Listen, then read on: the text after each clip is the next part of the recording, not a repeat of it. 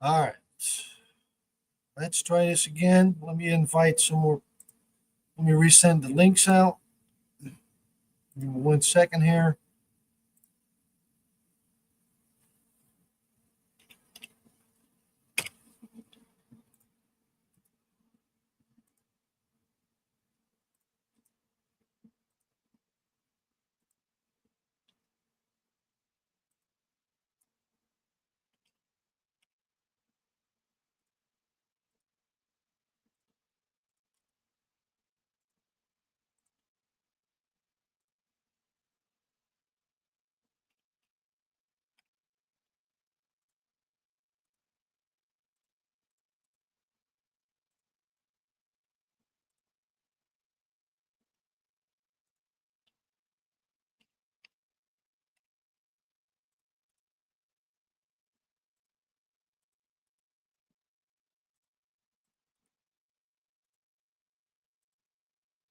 All right. Get some links sent out. Here we go again. Pat, how are you? Here in a second, I got a question for you, Pat. Yes, sir. Yes, sir. Yeah, sometimes this damn computer, and she's just getting a little old, I suppose. That's awesome. Thank you. Hope everybody had a good weekend. I got a question for you, Pat.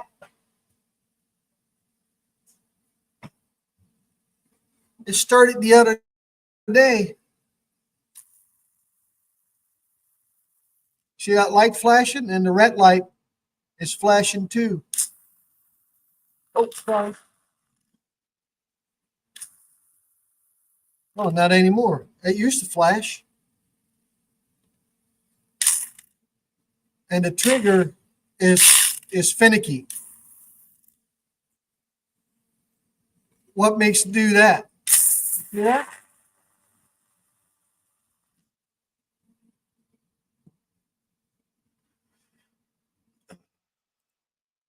Bill Beck is in the house. Bill, how are you?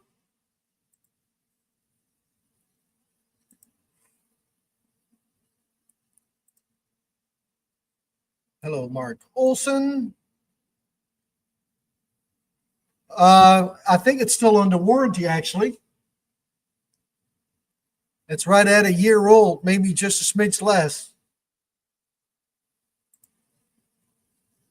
Internal fault. Hey, Bill, the control board. Okay.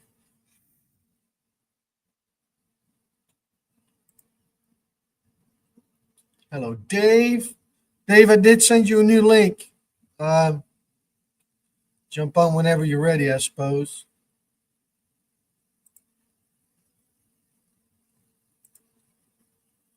Okay. Well, I was actually kind of shocked that it was doing that to me. It's been a hell of a ratchet. Don't get me wrong. I really like it, but um, do they have lots of problems with these with the control board? You said control board, yeah.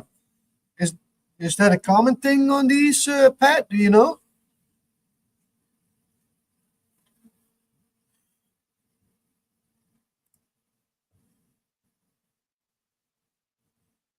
Hello, Pat Paulson.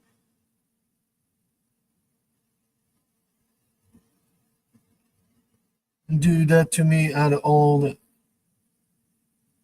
I have, I have one do that to me out of all. Okay,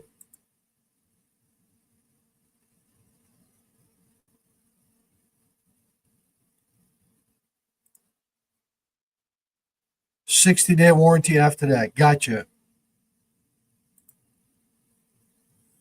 Scott, how are you? I have no idea. Not really common. Okay. Well, this might. I mean, this is my most used ratchet, man. I worked the dog shit out of this thing, and here's the one and only Boo. What's up, Theo? What's happening? What's up, everybody? How y'all How are? how is Boo doing?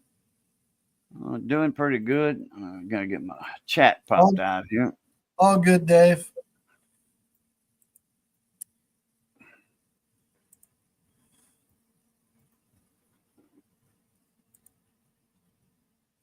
Yeah, and I have never, Pat, it never dropped or anything like that. I mean, but I use this thing every day. This is my go-to ratchet right here, the quarter drive. I love this thing. Oh man.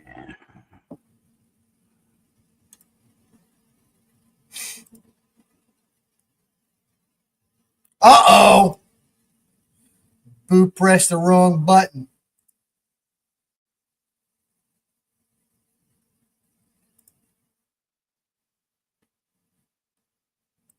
Maybe he has to reboot his computer too.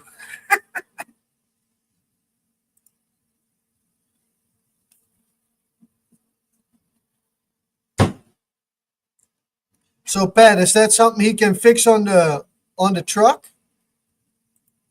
Do you know?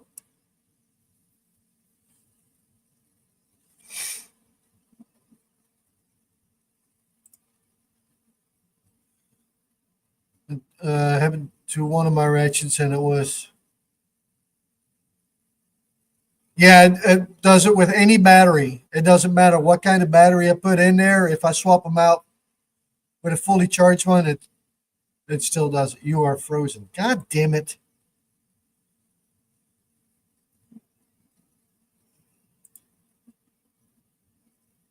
Well, shit.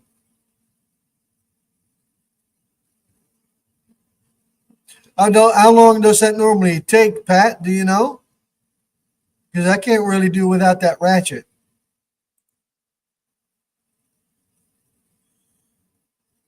I'm frozen again. Jesus Christ.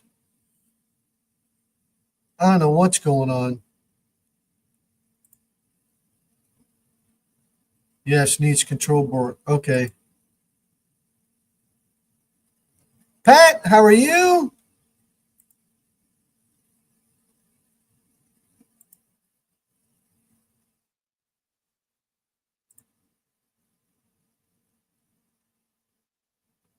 Dang it.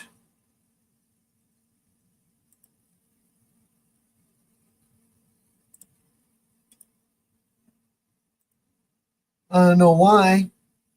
I got full service on my Wi-Fi here, so I don't know what the hell is going on.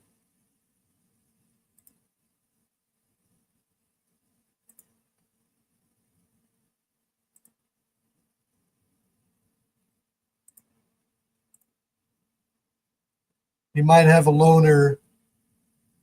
Well, my turnaround is a week. Okay.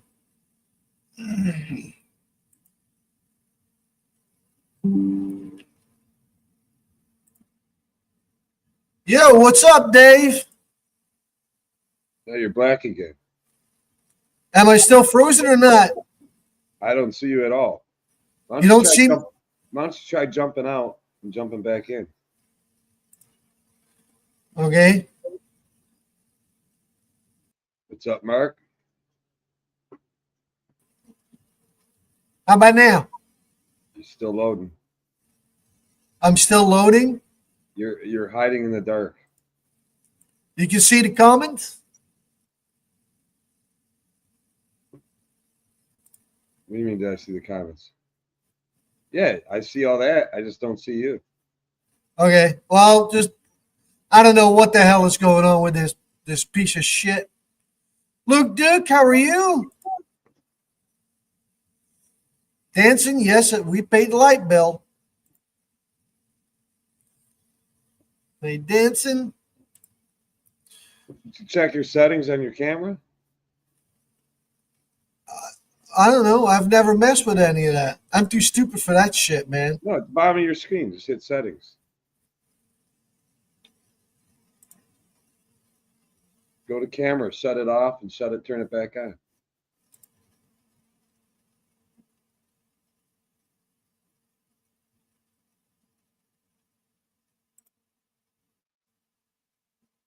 There you are. Am I back? Yeah, you're back from the future. What was You it can like? see me now? Yeah. What was it like? Now you see me? Now you don't.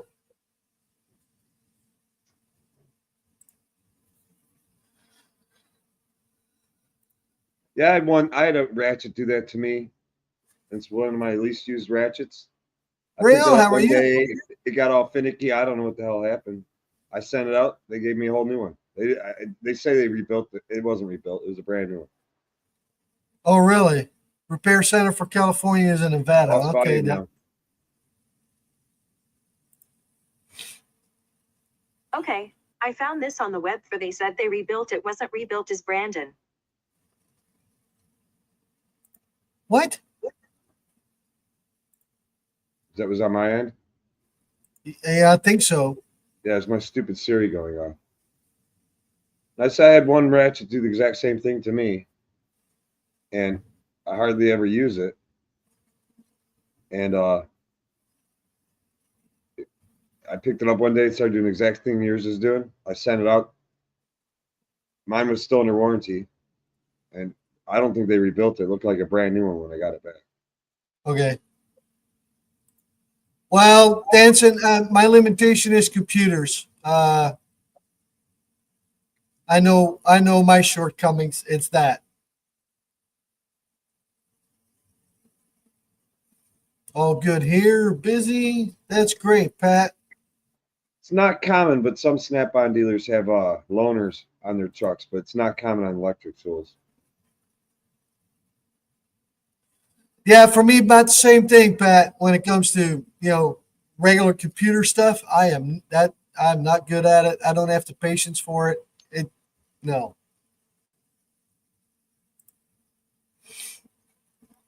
Now Siri's listening to you.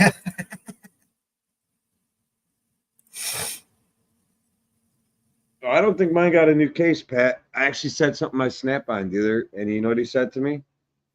He said, well, it was gone for 3 weeks, and you asked me about it, and I was mad it didn't come back. He said I called him up. He sent email out or called him and bitched, and he kind of ran about way inferred it was a brand new unit because Snap-on had some part they're waiting on to fix mine, probably the control board, and they were on back order. And he didn't know how long it was going to take to fix. And he said, well, this is bullshit. And I think I got a brand new one. There wasn't a scratch on it. It looked like you just took it out of the box. Like nothing about it looked used. My I know my Snap-on Tesla fell apart again. I know my tool dealer has backup air tools. I don't think he has anything backup electric or cordless. I'm pretty sure mine has some backups. I don't know if he has a quarter though.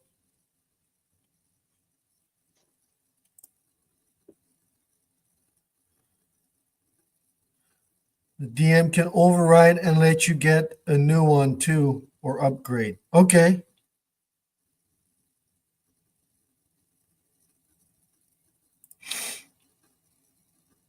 Well, I use the shit out of that thing. I mean, I work that thing every day, so.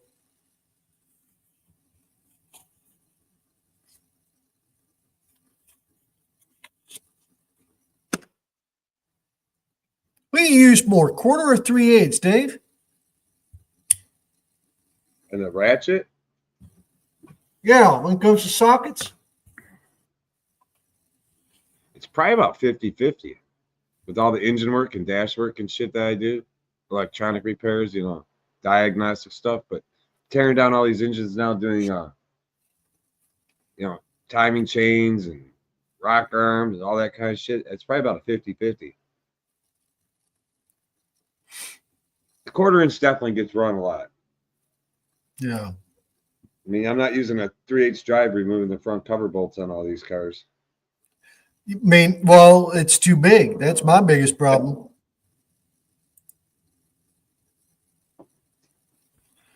Yeah, like I said, Pat, That's it a beats. brushed one, right? That you have? Huh? That's a brushed one that you have, right? It's not brushless. Yeah, it's brushed.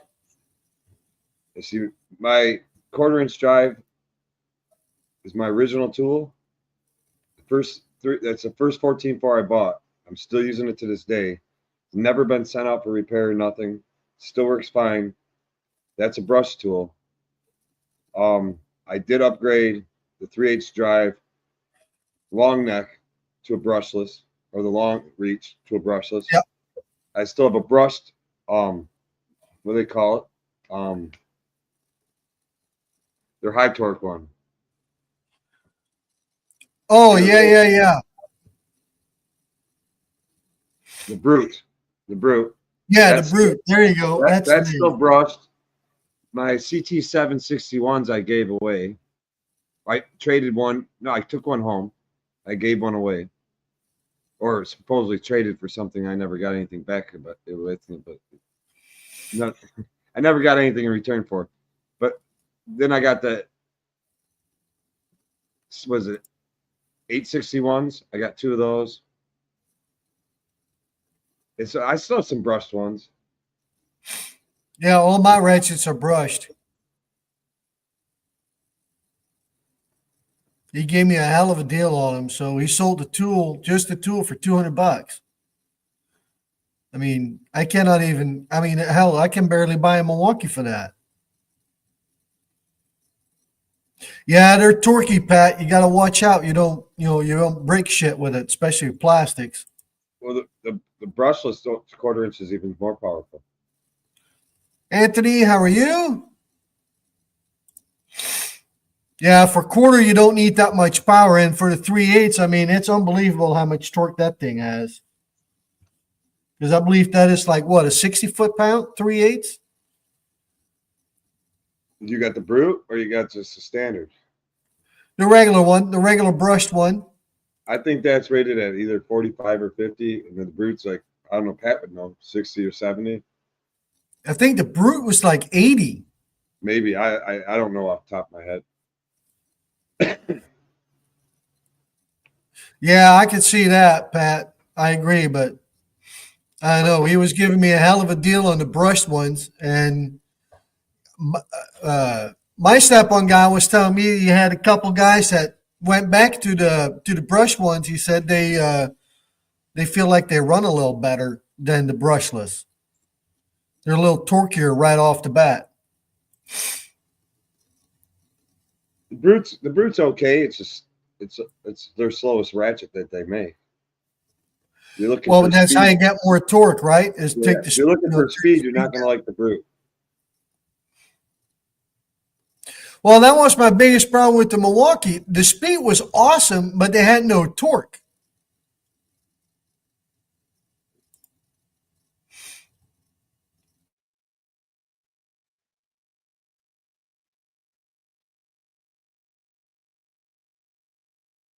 And I do believe at this point in time, Snap-on is out of their brushed versions of those. I don't think you can purchase one anymore. Yeah, we're back. I think you have no choice but to go brushless now. I don't think Snap-on offers the brushless ones or the Yes, brushed they ones. do. Yep, It's they still do. offered on their website. Yeah. I thought they took it off. I thought my dealer said they're totally out of them now. With the brush.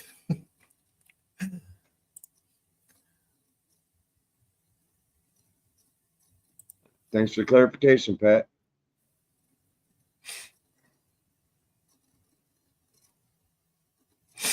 Yeah, I checked on the website today, or was it yesterday? I don't know. But they still have them up for sale. So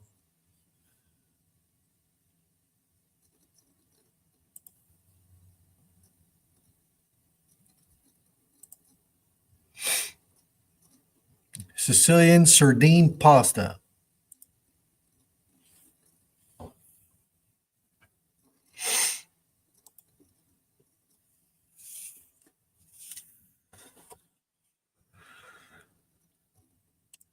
Hey, Prevost, how are you? What happened to Boo? Is power bounce out on him? I don't know. He jumped on and he fell off, basically.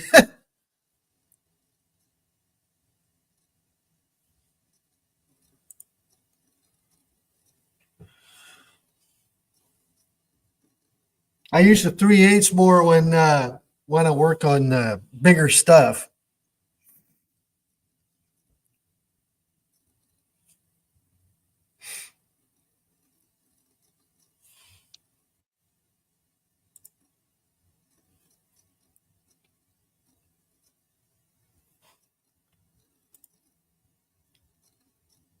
The alligator got him from the dock. I'm still trying to warranty my Weehaw bit ratchet. Yeah, that's bullshit, man. I would be pissed.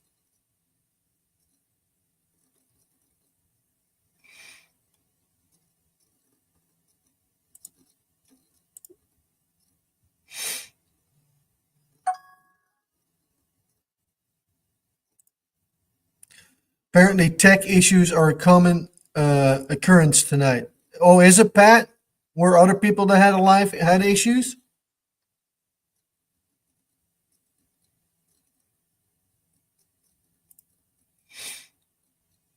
I know for a fact it was my computer on my end here. That thing just once in a while I need to just restart it.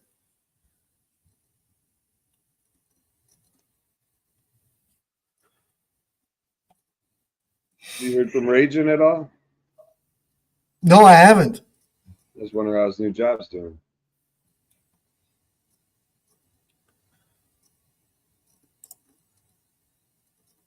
Ah, gotcha, Pat. All good.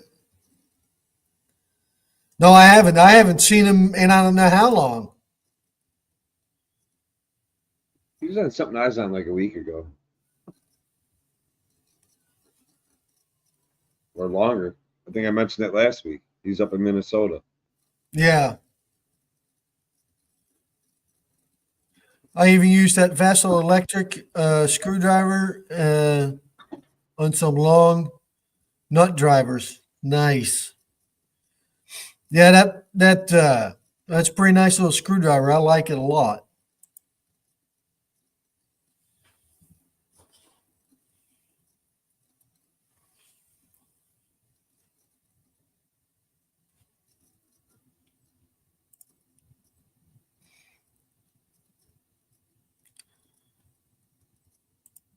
Yep.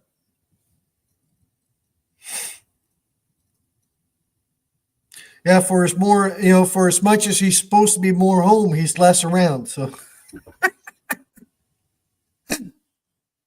When I talked to him last, it didn't sound like he was home anymore. I mean, he's home more, but not that much more. right.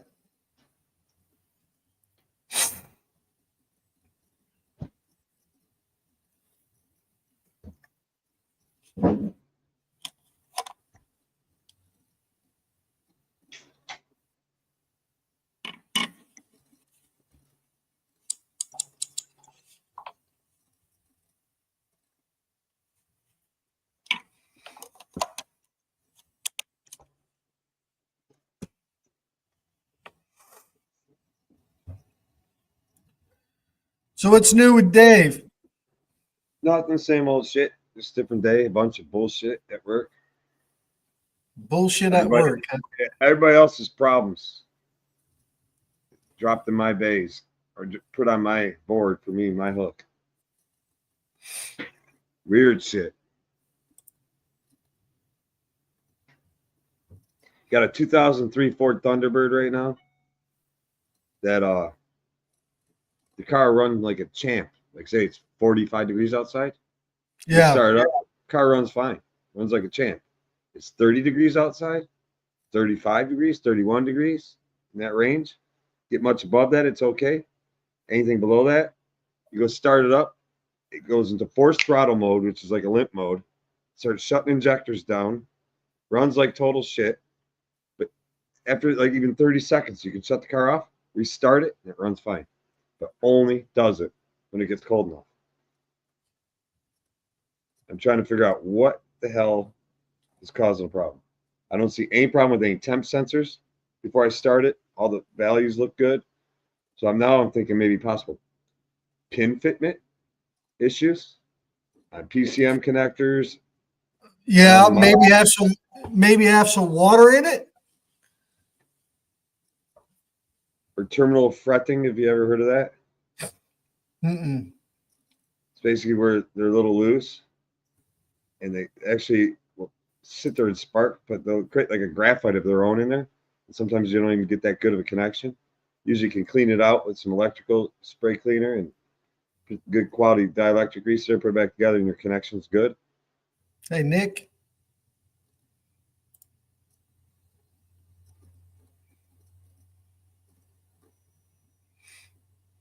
Thunderbird.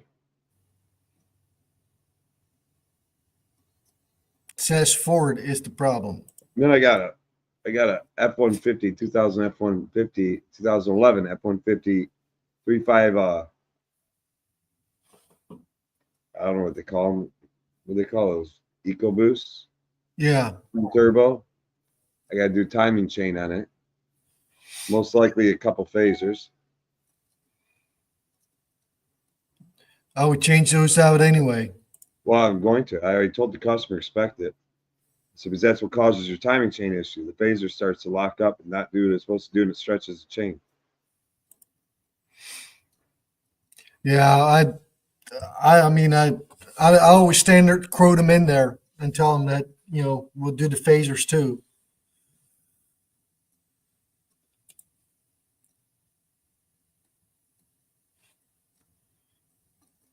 (1988) Thunder Chicken.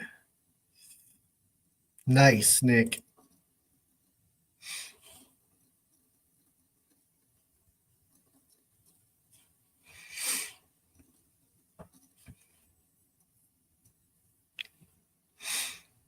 Yeah, I've got nothing else in engine swaps right now.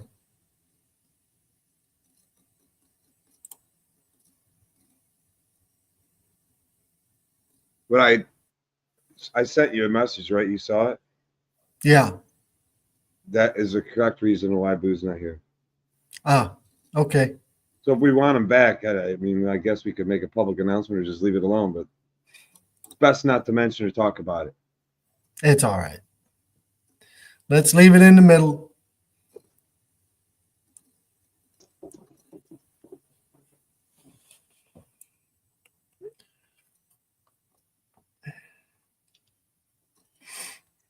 This is a 2003 Thunderbird. That was when they put that retro style Thunderbird out. Looked like the old one, the 50s. Yeah. It's actually got basically like a 3.9 liter V8. I believe it's like a Jaguar motor. And I'm sure it's a cross between Ford and Jaguar electronics. Having a hard time getting good information on this car.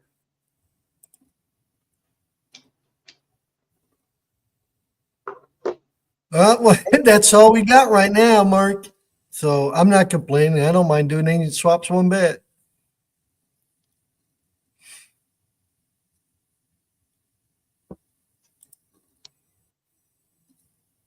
Got the right equipment, engine swaps aren't bad. I know I said you got the right equipment. It's overkill, but I can pick a 7.3 with transmission and all, and it still laughs at it. So I mean that thing there can handle a lot of weight. Was it 6,000 pounds, I believe?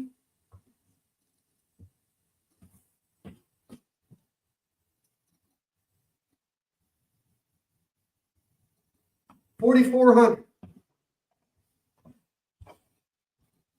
They can lift more than 4,400, I'm pretty sure. That thing is stout.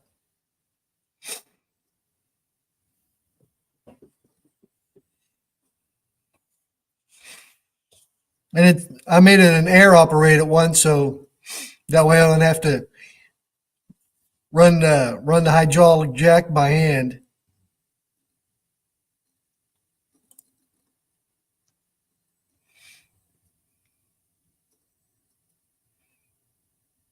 Dave, look up South Main Auto Repair. He had a Ford do the same thing in one of his videos. Yeah, how long ago? I swear to God, I was going to call him. I hate bugging him, but I was going to call him and say, hey, dude, I mean, I got a lot of contacts everywhere, but I guess guys in the South ain't going to do me no fucking good on this one. No. I was gonna call Eric and be like, "You ever come across this shit?" Yeah, best thing I can think of is some water in the connector somewhere, and when it freezes, it pushes the connector just far enough not to have a Yeah, good but enough connection. it'll fix itself in like 30 seconds. Yeah, because Shut then you're going to on, have shut some off. heat. So it must be somewhere close to the engine block then, right? The most common cause in those things was the freaking coil packs throwing a spike back to the PCM. This PCM would just blitz and put it into freaking limp mode, which was Okay, like what so they call forced throttle but mode. can you see that on your scanner or not? Well, here's the thing. This comes from it's been at 2 other shops. This thing's got 8 OE spark plugs, 8 Ford bought from the dealership OE updated coils. It's got a brand new throttle body on it, and it's doing the very same thing it did before they put these parts on. It did the same thing with all the old parts. Wow, Prevost.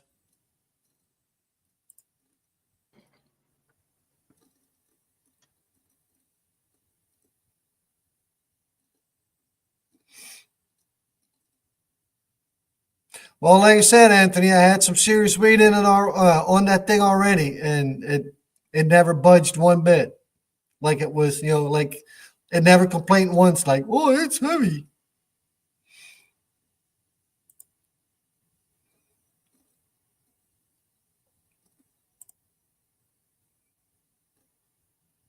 The throttle positioning sensor. Well, this has got a brand new one on it because it comes with the brand new throttle body that came from the Ford dealership. I mean, I'm not saying it ain't bad. Just because it's new doesn't mean it's. But you hook a scanner to it, everything reads right when you're cold. You look at it, hit the throttle, let off throttle, and go start it up, and it'll and all of a sudden it goes right into forced throttle mode, which they call limp mode, but it won't do it if it's warm enough.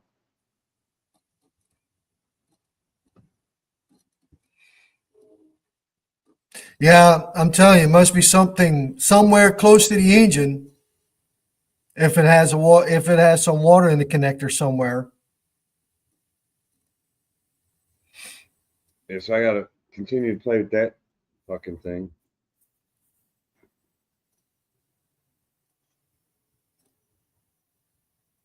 Could it be a cam sensor or something or another, maybe? It could be a glitch. From what I'm reading on it, could be a glitch in a lot of shit. It could be glitches on sensors in the transmission. Really?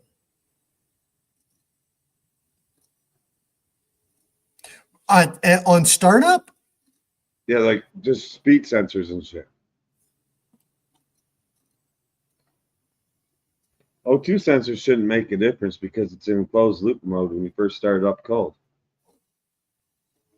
Yeah, yeah.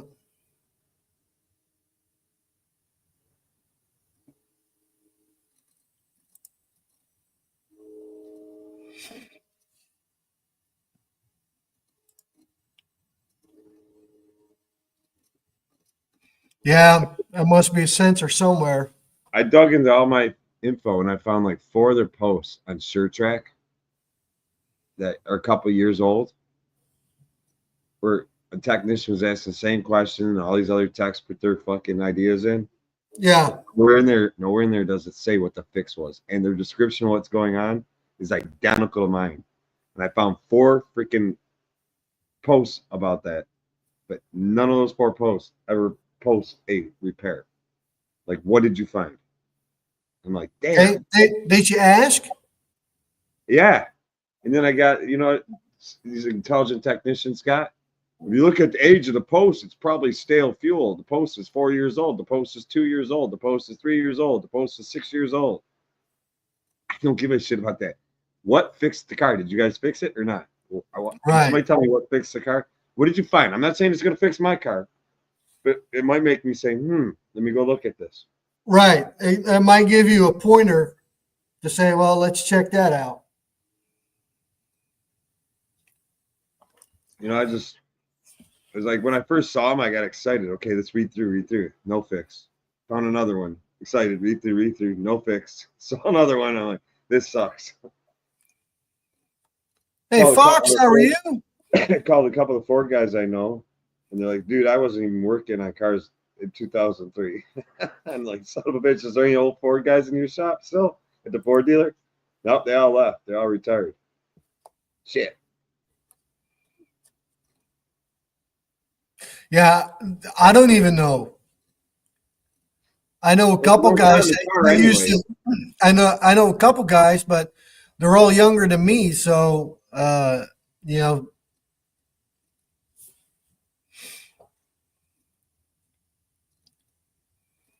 the one guy I know very well, that's all he did was he worked on 5.4s and V10s.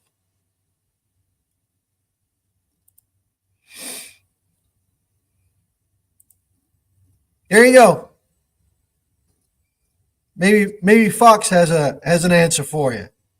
I'm familiar with the 2003 Ford Thunderbird with the 3.9 liter.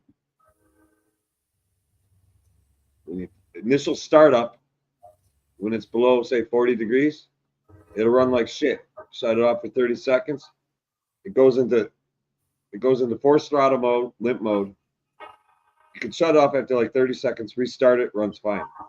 This does not happen if it's like 42, 43 degrees or higher.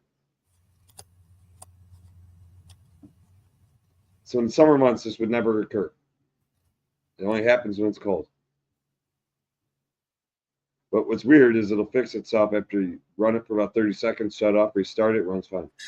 Dave, the only thing I can tell you is roll it into the shop, disconnect every sensor, blow it out a little bit with some brake clean, blow it out with some air, and then hook it back up, and do every connector, every sensor, anything like that, and then try it. I kind of did that the other day with a lot of them, so we'll see what happens tomorrow when I go to work. But the shitty thing is we're warming up. Yeah, I know. So we may have to tell them to come back next year. That's right, Nick. Doesn't have an IAC. It's got electronic throttle body. That's what I'm after, is a terminal contact issue.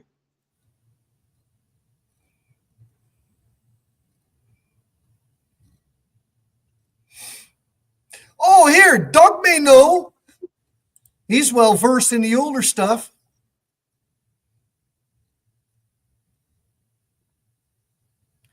He's a smart man. I guarantee he'll have an answer for you. But most likely he'll say the same thing as what we've been saying. Yeah, it's at 2003 Ford Thunderbird. If it's a little bit too cold outside, like under 40, 42 degrees in that range, initial startup, it goes into forced throttle / limp mode. Start shutting injectors down. Run it for about 30 seconds. Turn the key off. Restart it. It runs fine. It sets codes for the throttle body. If it's warm enough, it never happens. It's a Ford Thunderbird with a 3.9 liter. 2003. Fox says, well, I would say the electronics and the throttle body itself is the issue. Well, then we have two bad throttle bodies in a row because the last shop took his original off and changed it with a brand new one from Ford dealer. That would mean the brand new one from Ford dealer is bad. But when I look at it before I start it, I hit the throttle and accelerator, pedal position sensors, all that look good. The throttle body response, everything looks good. Like I said, it's hard to catch a glitch in 30 seconds. If you shut the car off and restart it, it's gone. And once it's in limp mode, we don't know what kicked it into limp mode. I had one years ago that did this to me, and is a regular customer of mine a few years back, but his did it, well, at the time, all the time. But you know when it happened? Mm-mm. You start the car up, and the minute the AC compressor clutch would kick on, I don't remember if it was when it kicked on or when it shut off. It would spike the PCM, and the car would go into limp mode. And we caught that using a lab scope. that we get this big voltage spike when either the compressor kicked on. I think it was when it kicked on, or was it when it kicked up? I don't remember. And I looked at every wiring diagram. I even went buddies of mine at the dealership said, print me up OE wiring diagram for that starting charging system. And nowhere in there does it show a diode, but we all know there's a diode there. There's a one-way diode. They've always put them in on the AC clutch system. Been doing it for many, many, many years. And what we ended up doing, we ended up getting a diode off of Amazon, and we wired a diode in on the power portion of the thing, and it solved the problem. But his car would go in the limp. Either I'm trying to remember when the AC would kick off, or was it when it kicked on? Probably when it kicked on. Yeah, it was when it kicked on.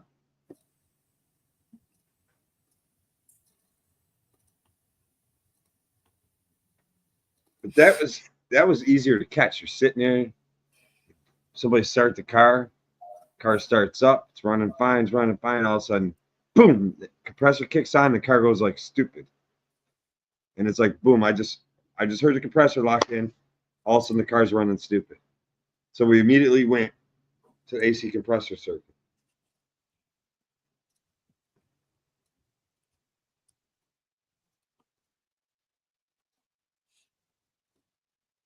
Have you tried that, Dave? Yeah.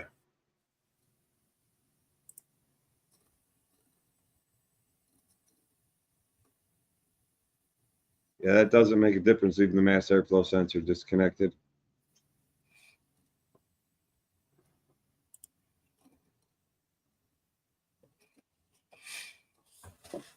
Yeah, I've done that before. I've done that before with a friend of mine. He kept having a misfire, and he changed everything over. You know, he unloaded the fucking parts gun and all that. He's not a mechanic, and he got so tired of throwing money at it. He showed up one day with it, and I walk up, and then I just disconnected the mass airflow sensor, and the car smoothed right out. He's like, "What the fuck, man?"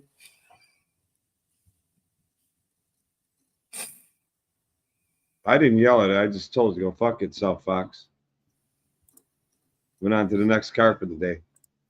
I did have a friend of mine that told me, because I sent him a whole like picture of the scan to all the codes I had for everything. I said, plus if you clear the codes and it's warm enough and you start it will not set any codes. Plus it runs fine. When it's cold, it sets codes, but also sets a couple of U codes. And a buddy of mine looked into it and he's like, dude, shits and giggles, pull the instrument panel out of it, the cluster out of it, spray down the connector, unplug the connector, spray it all down, clean it all up with electric cleaner, electronics cleaner. So use that good quality GM dielectric grease that actually improves the contact, doesn't just insulate anything. He said, plug the bitch back in and see what happens. Because any slight loss of communication for a split second when it's real cold, like there's a fitment terminal connection issue. Mm-hmm. He said if it's with the cluster on those Fords, he said it'll jack up everything on those Fords. Because the cluster is I think he actually told me the cluster on those older Fords is where the second terminating resistor is in the CAN bus system. I know on the old 7.3s, you can tell a lot by what the speedo is doing. If you start it up and the speedo just kicks up just by a fucking cunt hair, then you know everything is fine. If the speedo needle don't move at all, you know you got an issue. And that could be either in the dash. It's funny you say that because it will set an instrument panel cluster invalid vehicle speed data received. Well, the vehicle's in park. I'm not going anywhere. Right. And I told my buddy that. He's like, try cleaning out the freaking, make sure the connector's real good. Make sure that all the pins there's no looseness in any of the pins. So I did that before I left the shop the other night, and we'll see.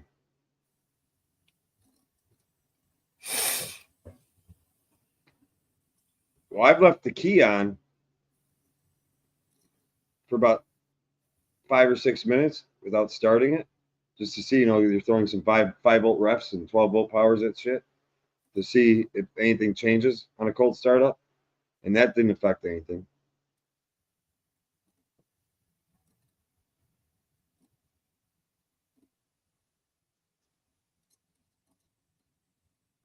Don't see anything wrong with temp sensors. The one day it was balls ass cold. I hooked the scan tool to it, turned the key on, left it sitting outside, went through everything, and all the sensors were reading balls ass cold. So they're all reading right about what the ambient temperature was outside. Like I said, that's the only thing I know. It's 7.3s. The speedo needle needs to just come up just a hair. And that's how you can diagnose basically if you got, because that would, what was it?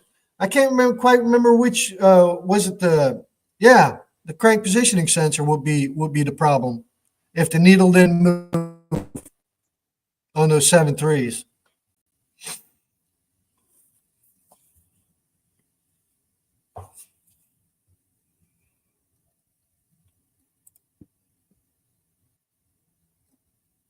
Yeah, you could just, hit it with a hair dryer or something or a heat gun for a second. And then I got another one that's really, I don't know, probably nobody's ever seen this in their life. But I have a Kia in my shop. It's making a lot of engine noise. And there's no oil reading on the dipstick, and I don't know why.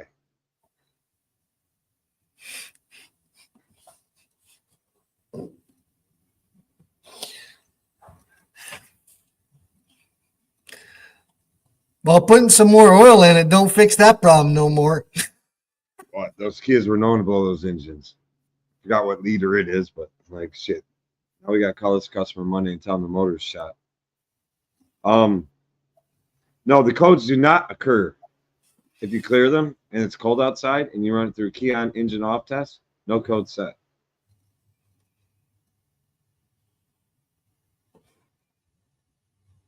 That's true. At least it has a dipstick. Well, it's no different as I had a while back, had a customer come in and he says, can you make my dipstick longer because, it's not reading the oil anymore. I don't like that no dipstick shit. What the hell is that all about?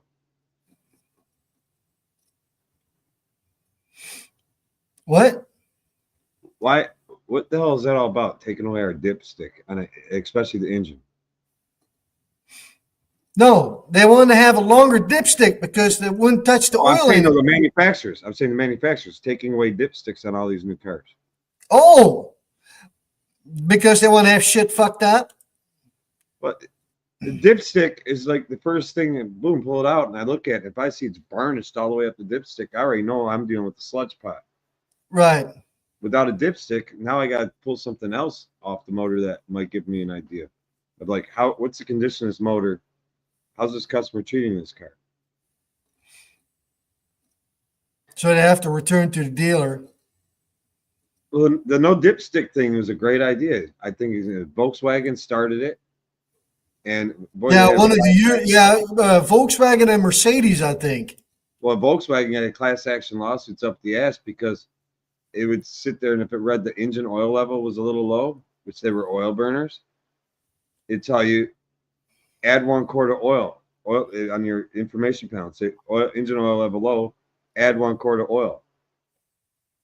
And do you know how that information center would reset to know that you possibly added 1 quart of oil, or even we would check to see if the oil level came up? It wanted to see the hood open for at least a minute.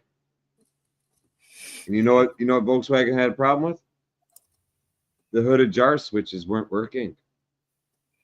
So you'd add a quart of oil, and you're not a very intelligent, mechanically inclined customer or driver of a vehicle. So then you get back in your vehicle, you close the hood, you drive down the road, and 5 minutes, 10 minutes later, it'd say, add a quart of oil. And what would they do? They add a quart of oil. And before you knew it, there's so much oil in that damn little Volkswagen, it blew every damn seal on the car oil, be puking out of everything, possibly fuck the motor up and all that. Google it. There's class action lawsuit about it. That's right, Mark. I would do the same thing if I would own a car. Well, I would never own a car without a dipstick because that means it's too new. So, or Euro trash. What the new But yeah, Chrysler, the new Stellantis vehicles are taking off the dipstick. That new 3-liter Hurricane motor that Stellantis came out with has no dipstick.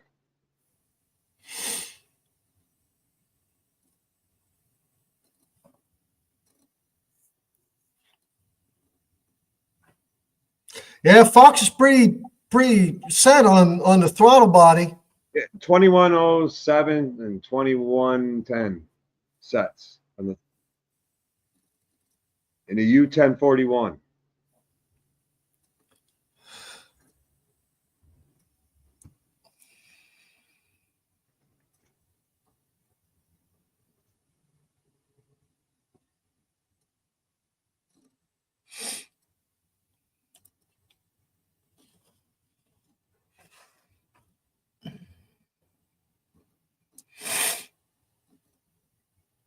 I would just tell him swap the whole engine out, problem solved.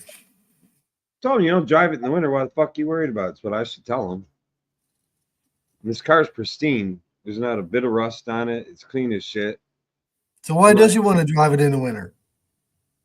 I guess he moved it up. He drives it in the winter once in a while when he knows there's not going to be salt on the roads or snow on the road and it looks pretty safe to drive. And he's unhappy that it runs like shit when he starts it up at first startup. But he say hardly ever drives it in the winter. He just drives it in the winter here and there to use up gas so he can go replenish gas so the gas don't get stale. And the tires don't get flat spots and all that. I'm like, these new tires you got on the car, they're not going to get flat spots sitting. Well, if you're worried about tires getting a flat spot, just put it on engine stand or jack stands. They're not going to get flat spots just sitting in his garage through the winter. Not the brand new. He's got new tires on. It's not like they're freaking some old ass bias plies. They'll make it through. They'll make it 3-4 months without freaking getting flat spots on it. Right. Jacket Gillis. Give me a puff of grease.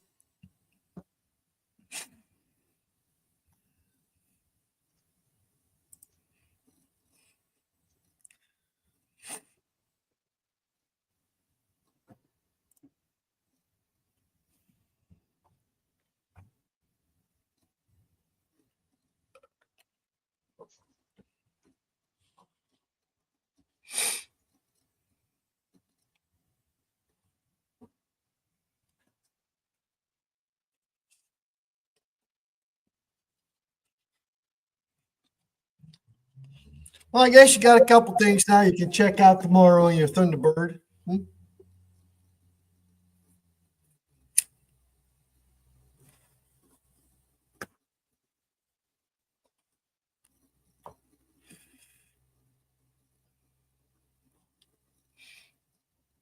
Dave, you're still with us? Yeah, just reading a message somebody just sent me. Oh, I wasn't sure. Maybe this go around you were frozen.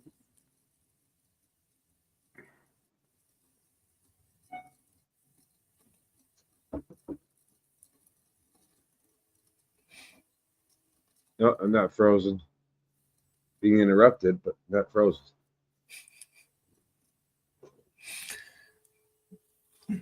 You got your house about spruced back up?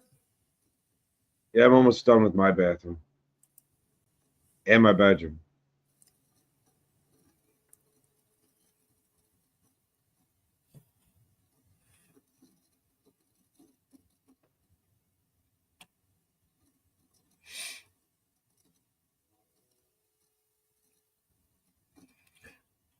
That was Smitty that said that, wasn't it?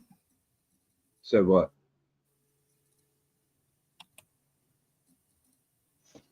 Neela.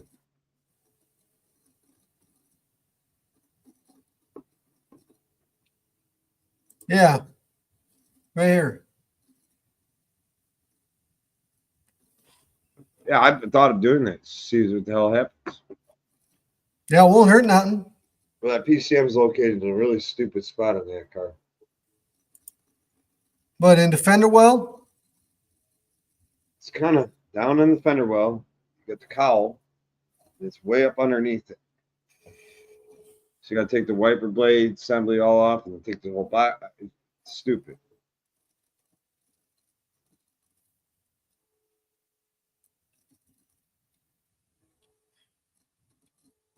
Yeah, well, Ford is notorious for not showing misfires on their misfire monitoring, even in mode 6 or anything. They're notorious for that. I don't know how Ford gets away with their misfire monitoring. I don't, to be honest with you, on the older Fords, it's not very sensitive. Give me 1 minute. I gotta go find Blue and lean off the dock. you got to lean off the dock. I'll try to grab you out of the bayou while we're at it. And only shows under load, huh, Doug?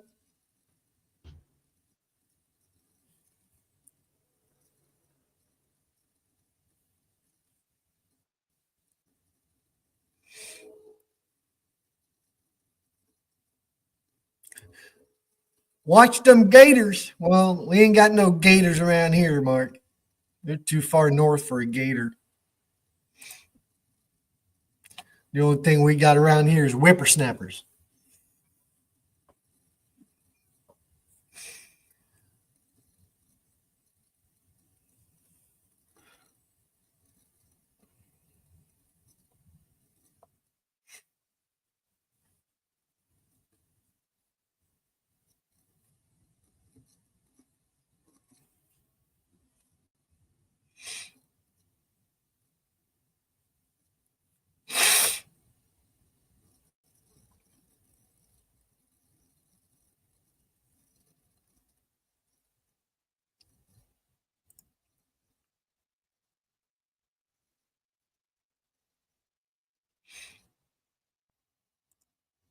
All right, Nick, you take care. Thank you for stopping in, bud. Appreciate it.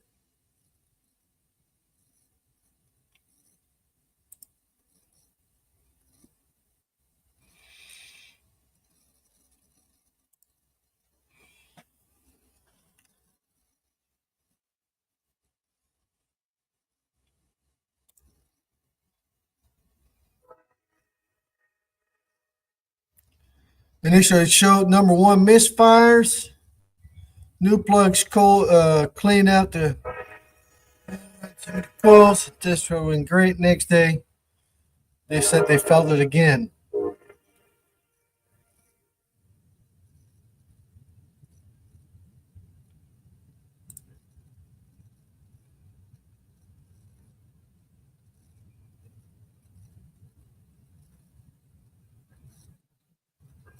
Did you do a smoke test, Doug? Make sure you got no intake leak.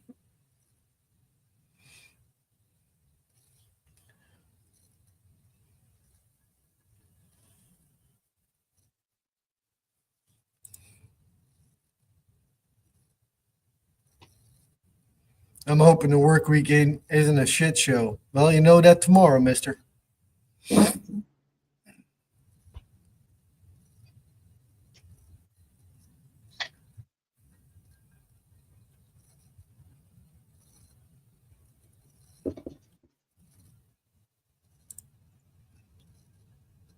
I'll show it here in a minute, Fox, when he's back. What was that? Right here. Fox says, doing some Googling and reading, I would check the ETC wiring and then replace the ETC motor on the throttle body.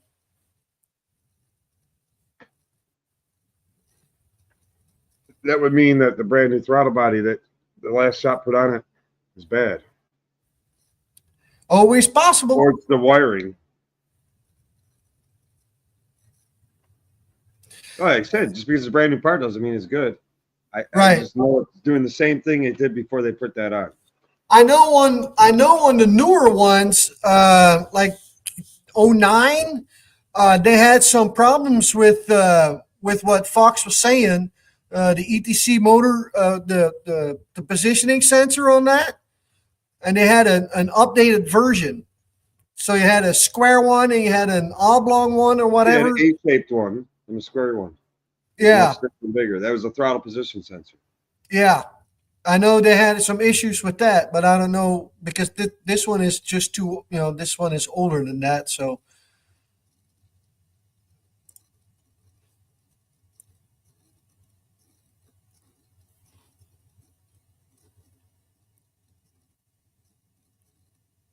turned out to be a bad fuel pump. A good fuel pressure.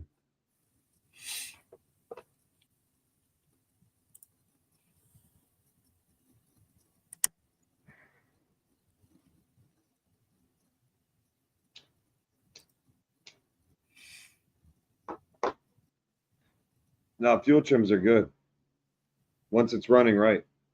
Yeah, Doug is talking about his this one here that he was talking about. Oh, the fuel trims are right, even though he's got a misfire.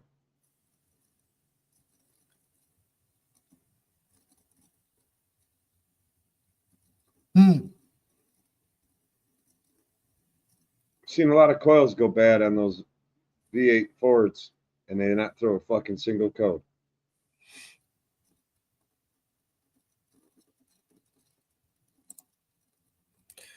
Fox says just got a bad ignition coil module last week.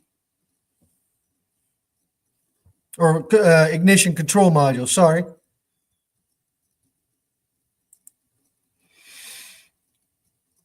Maybe fuel pump relay. Yeah, but if you got good fuel pressure, then it don't matter, right? Yeah, I got good fuel pressure. Even when it falls on its face? It only falls in its face in the initial startup. Yeah, I have good fuel pressure then. Okay. The one thing that I did look at, I'm starting to question now, is fuel quality. That gas that's in that thing doesn't smell as gassy as it should, if that makes any sense to you. It doesn't smell as potent as it should. Oh, well, you know how you can check that, right? Yeah, we might do a gas analysis on it. Check the gas quality. No, just grab a can and just throw a little bit down the throttle body. If it fires up and it stays running right away, then you know that's what it is. Just bad fuel.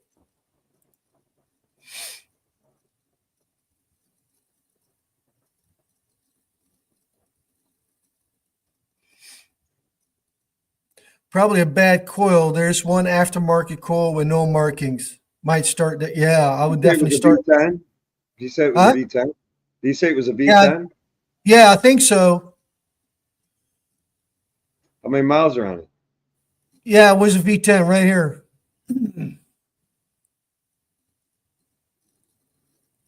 How many miles? I wonder how many miles are on it. Those older Fords, they're known to just blow coil after coil after coil after coil after coil. The Ford V8s and the V10s. You get one bad coil, figure it out. Next thing you know, a month later, it's another one or two.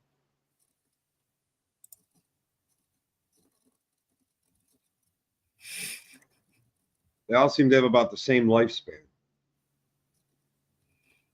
It's not high miles, 120K. That's low miles, man.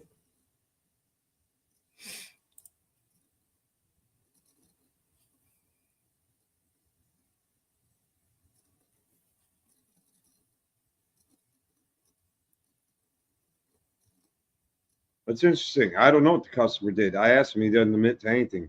But I will say, and this is why I started playing around with the fuel, the exhaust smells unique. I can't explain the smell. Like stink? Like old? I don't know how to explain it. It doesn't smell like a clean gas burn. Doesn't smell like oil burning. Doesn't smell like coolant burning. It almost has an alcoholic smell at the back tailpipe.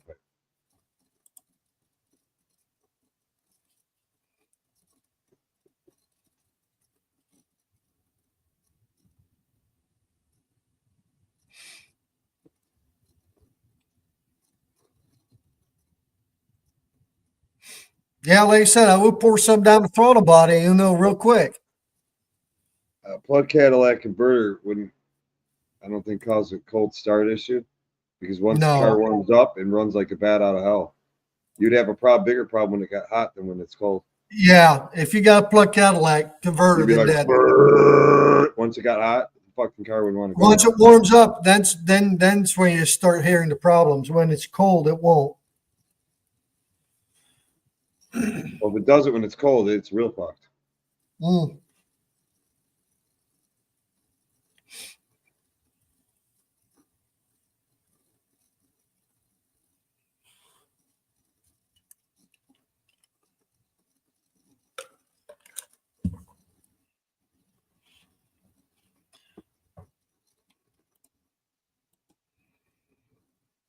You wondered if oil coil should be replaced, but wasn't up to spending that kind of money yet. I've recommended that to some of my customers on like 4.6s and shit. They're like, I was just in here last month for a coil. Why don't we just do all 7 more? Let's do the other 7. Yeah. I do it, and I don't hear back from them with that problem again. So frequently on certain particular, like a lot of your 4.6 Ford F-150s, E-150s, all that shit, 5.4s. I've seen coil fail after coil fail after coil fail, like so quickly. Change one, a month later, another one goes. A month later, 2 more go. A month later, a week later, another one goes. It's like, damn, Yeah. these things are all dying about the same age range. Fuck it, let's put them all on. Doug agrees with you. Yeah, I'll let you know. We might see a squash Thunderbird. I mean, I might just run it up against a brick wall.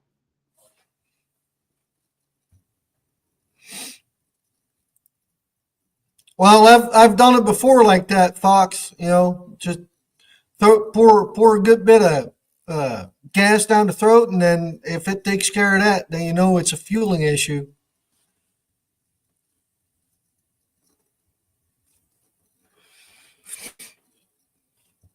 Yeah, I got enough coils here, Doug, for the for the V10.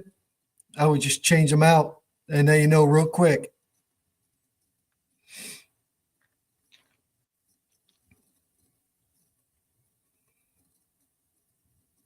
Yep, we'll come back to it, Dave, next week.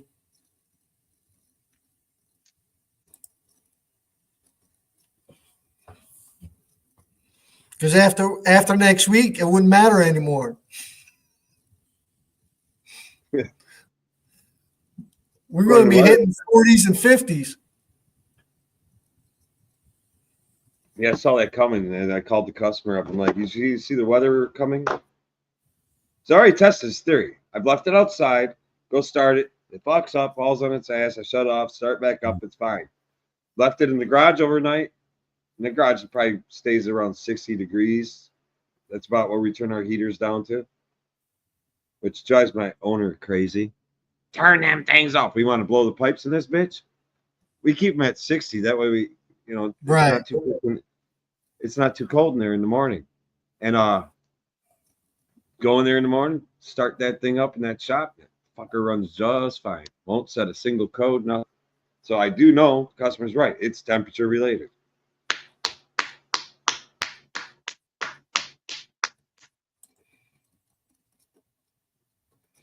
Let's see. CBS Small Engines is in the house, in the hotel room in Round Rock, Texas, with the transvestite. How you doing? Thanks for joining. What up, Brandon? How are you? Have you tried pressing and releasing the gas pedal once before you start up? Yeah.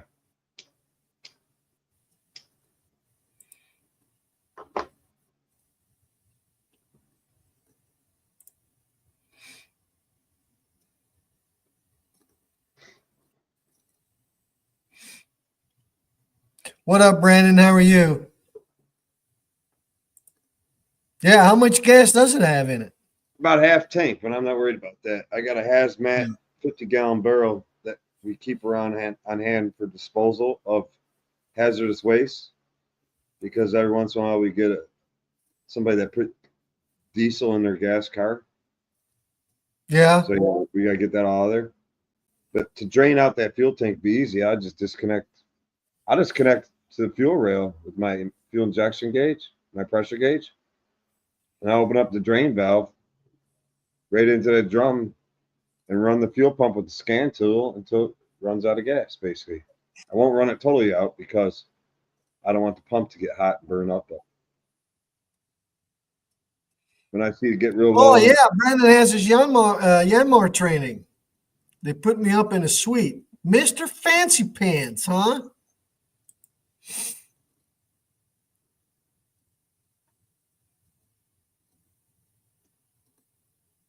I'm flat rate. I'd have to send my sales guys or somebody out to do that shit. I ain't gonna go drive that car for 200 miles until it runs out of gas, or 120 or whatever it is.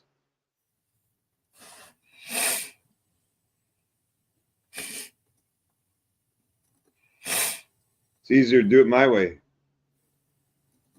Hook up to the fuel rail. It's got a port on the fuel rail. Don't start the car, turn the thing on. Scan tool, turn fuel pump on. And if the scan tool doesn't keep it on long enough, it keeps shutting off. I just put one of my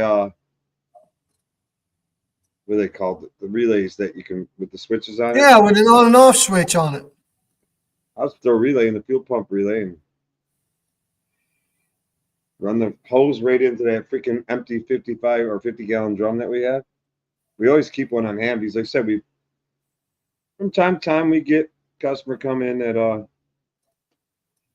filled their car with diesel. I just ate a $28 chicken sandwich. Like I said, Brandon is living the high life. What would it have? 2 eggs on the chicken sandwich? Right? Yeah. Don't buy that chicken scam on the eggs. Why is the chickens that we eat for meat not being affected by the flu, but the ones that lay eggs are? It's bullshit, folks. Bullshit. A couple of years ago, we had the exact same scam going on. So, but now they've done it with chickens. Well, Let's leave it at that, Dave. Let's leave it at that. Yeah, if you paid attention, the eggs have gone up the last few years, every year in the wintertime. There's always been some bullshit reason behind it. Just this year, they went up excessively in some areas. By me, I don't think they're that out of range. But I hear guys up. Here you go. Fox has the right answer for you. Yeah, they all do that. They all do that. By design, that vehicle was meant in cold weather to be started, shut off after 60 seconds, and restarted. It's functioning totally normal. Put black tape over the check engine light and the wrench light, send them on their way. Yeah, just pull the bulb out.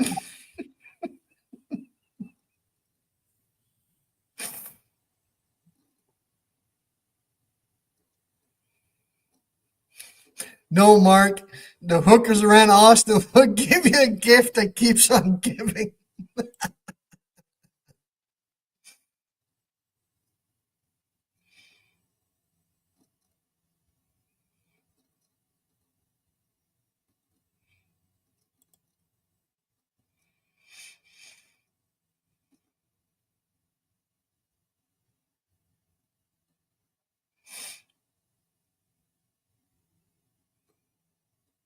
Better hook it up to a charger, Mark.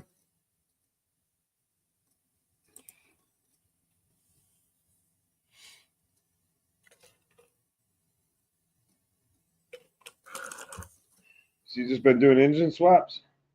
Yeah.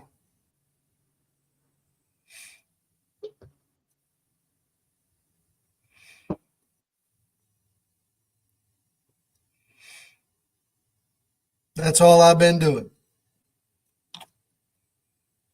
Got the next engine sitting over there ready to go.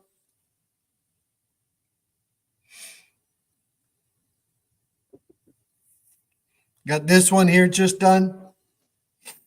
We're just buttoning things up now, so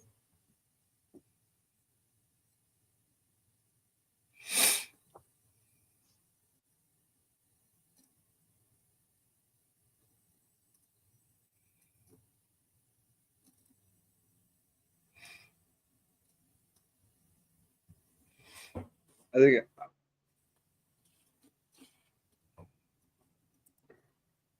No, Doug, these cars are too old for that. I got two good junkyards that I deal with. One deals in older vehicles, and one deals more in newer stuff. So, and between the two, with like I said, I've done quite a bit. Never had any problems out of them. So yeah, they're used. These are cars, with 150, 180, 200,000 miles on them. So,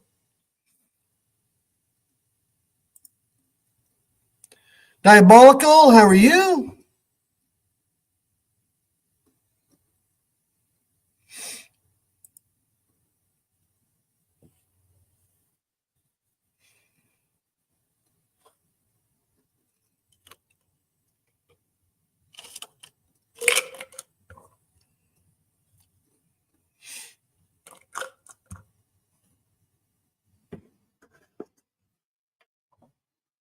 Any new tools you picked up, Dave? give me 1 minute.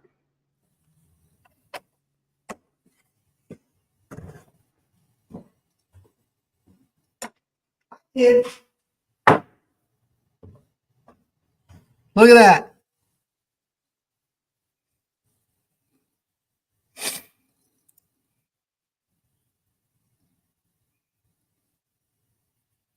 Already used it on this car.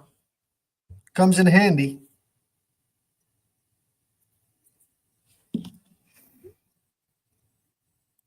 What was that? Is that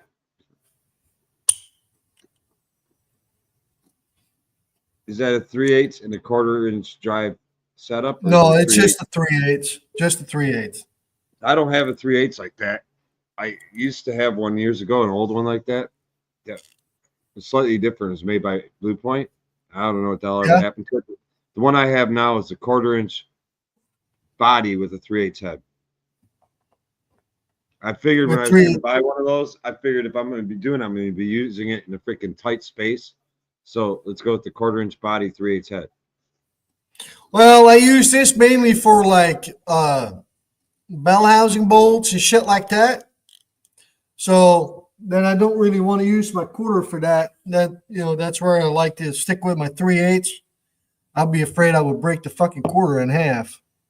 You probably will break the car. You shear the handle off it. Right. That's why The I new start- 1/4-inch drives, or 1/4-inch body with a 3/8 head. They put the shear point in there. Yeah. Yeah, the shear point right there. Yeah, you see how it's neck down a little bit. Yep.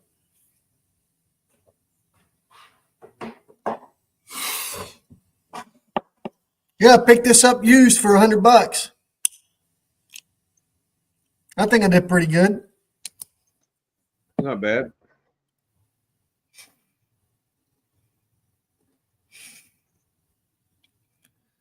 Brandon will be right back.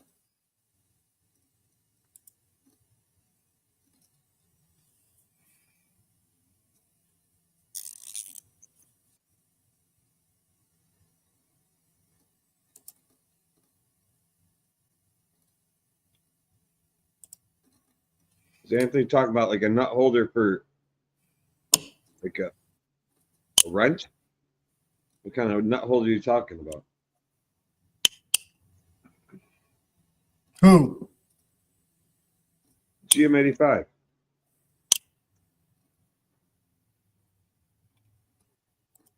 So he needs a nut holder tool.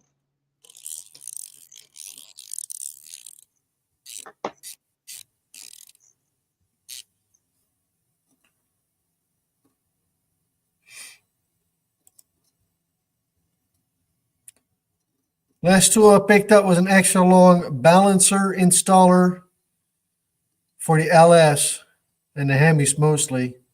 This last month in the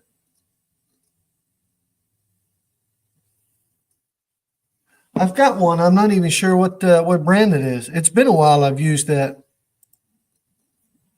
Well, I have those slide-on. You know what I'm talking about? The slide-on nut holders that go on your combination wrenches, and they can go on your open-end wrench. It's a little magnet. Yeah. Put the nut in it. That would probably work for what Anthony wants. Yeah, I had one, but Magnetic? the wrench fell on the ground and it broke in 1,000 pieces. So it didn't live long. I have a couple of those. I don't use it often, but I do have them. But I've used it just with the magnet only in a tight area before to start a bolt on a nut. My,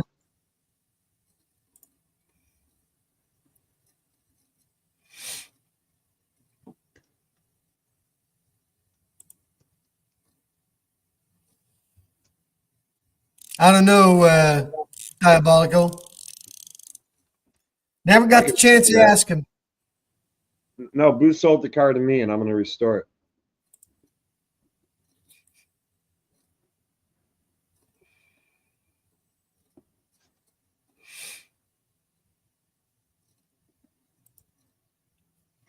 There you go.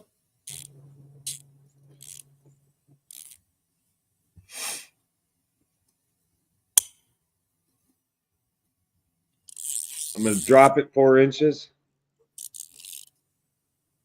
I'm going to put a Honda or Acura motor in it, turbocharged. I'm going to get that thing running 0 to 60 in less than 4 seconds.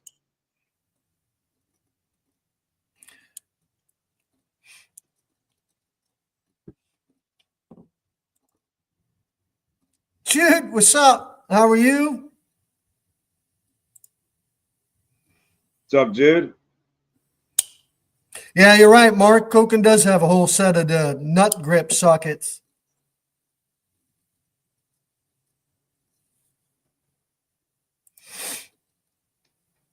John, I was just bullshitting, John. It's just a subject that Boo don't want to talk about.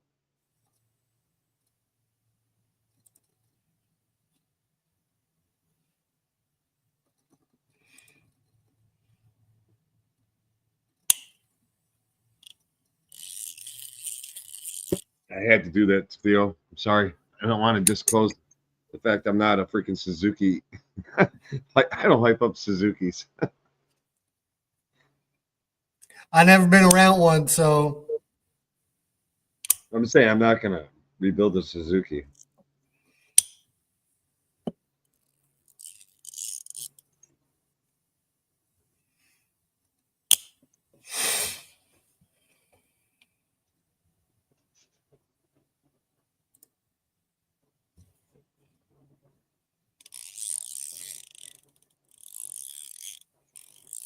Dude, it hurts so bad in my fucking chest right here. I fucking came down. I slipped on it. That stupid truck I was checking out that needs a timing chain, the F-150. yeah. I hammered the where the hood latch is. Yeah. I slipped and hammered myself right. Oh, Right below the fuck. sternum. I all of a sudden, when the customer said, "Yeah, go ahead, start tearing it apart. We know it needs at least a timing chain." I said, "I guarantee the timing chain stretch. I guarantee you got bad phaser that caused the problem." I said, "I give you a Ford TSB on. It's a known issue, and they have updated parts." But I'm like, dude, when I go work on that car, those two 10 mils or 8 mils that are holding that hood latch up there, they gone, and that hood latch is gonna be hanging down. Ain't happening again, dude. I ain't See, I slipping use again. a kneeling. On those Ford 7.3s, I use a kneeling pad, and it got a hole in it, so it stays that way. It stays put. That way, your That's why I kneeling pad usually- doesn't shift around.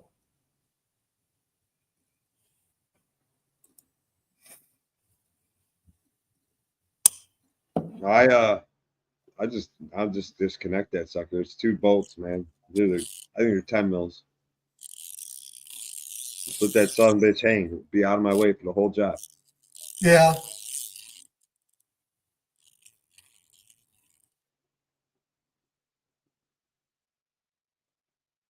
Oh, dude, it knocked the wind out of me and everything. I'm on top of the truck. Oh, yeah. Nuts, man.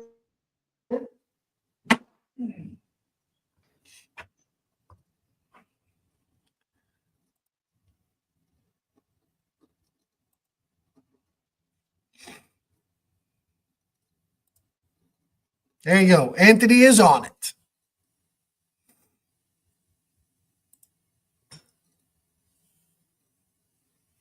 What have you been working on, Jude?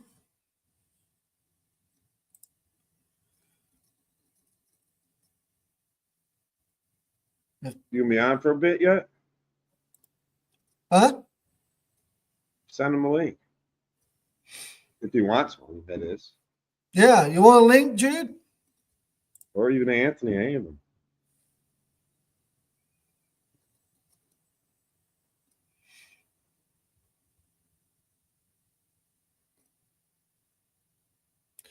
We were talking. Regal and Cutlass were popular as hell for a while there.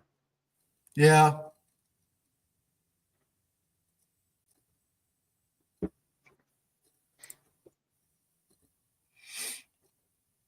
We still have a lot of them here. The Monte Carlos, Cutlass, and the Buick Regal. A lot of guys bring those things out in the summer, got them all hopped up, and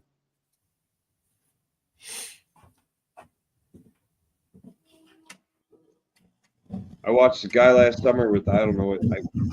I'm trying to think when the last year they made a Monte Carlo that body style. Maybe 1984 or some shit. He pulled out of the side road I'm on, hit the main road, and all of a sudden he launched the sucker. I knew it was serious. I could tell by the way it sounded and the wheel package on it and all that. And I even knew, I'm like, oh shit, he's gonna do something stupid. Because when he made his turn, he was skipping. It's telling me that's a welded axle. And he had like street legal slicks on it. All of a sudden, dude, there's no cars coming anywhere. He just jumped. I stayed right where I was at because I don't want to taste that smoke.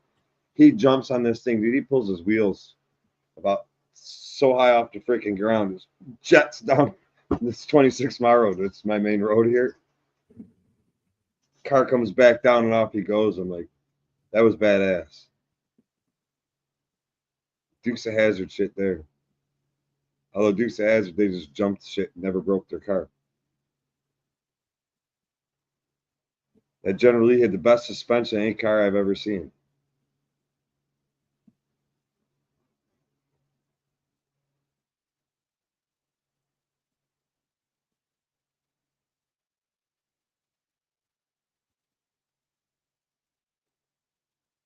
We lost a lot of Chevy Caprices to demolition derbies around here.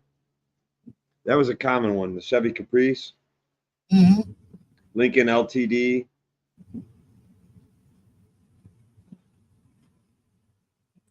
Crown Vics. Gen 3 Camaros are getting extremely popular again. Really?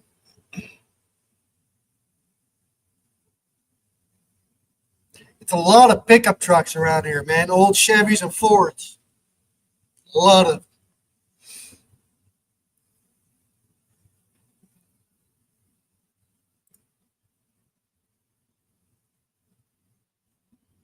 Where are you going to sit, Jude, in the back seat? You're going to have to relocate the steering wheel and everything.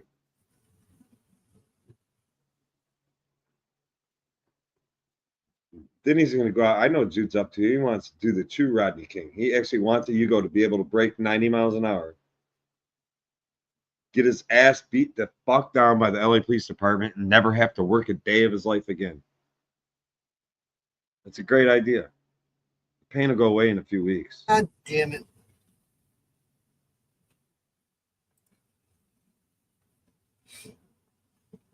Yeah, Chevy.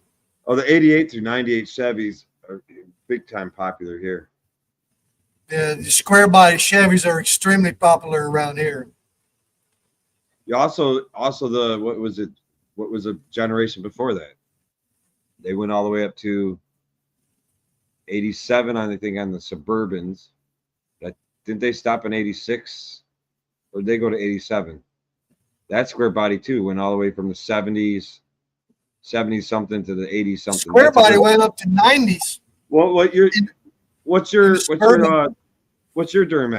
I mean, not your Cummins. What's it? What year is that? That's a 79. That body stuff. There's still a shit ton of those around here that look pristine as hell.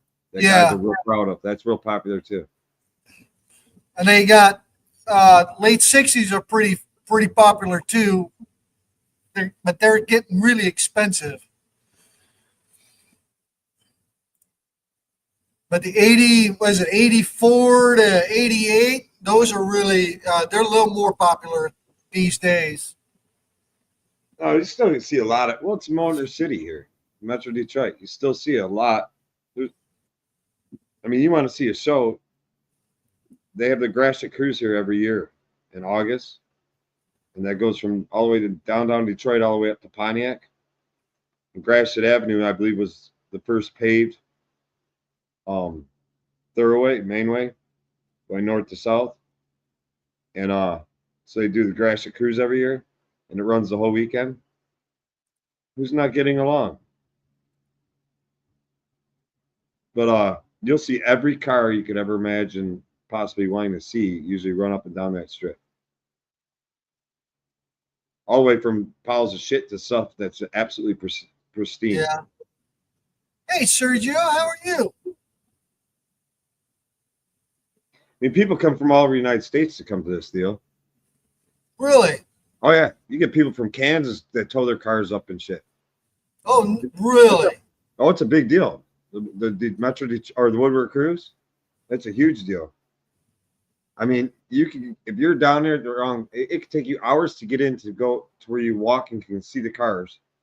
I don't know how far you're up the Parkway. Depends what time you show up. And it can take hours to get out of there when it's, they're trying to shut it down for the night. It's supposed to be a one-day event, but it starts on Friday. Saturday's the main day, and it still continues into Sunday. Hmm.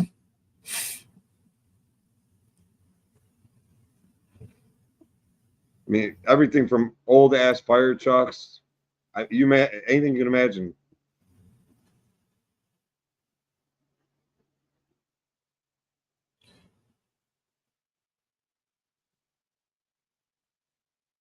Picked up an Icon ratcheting snap ring pliers.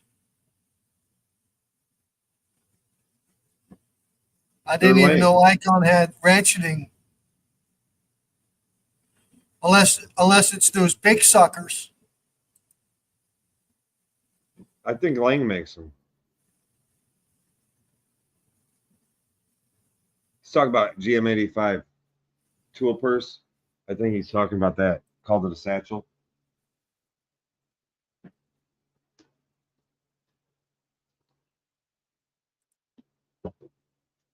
Are those the big ones, Sergio?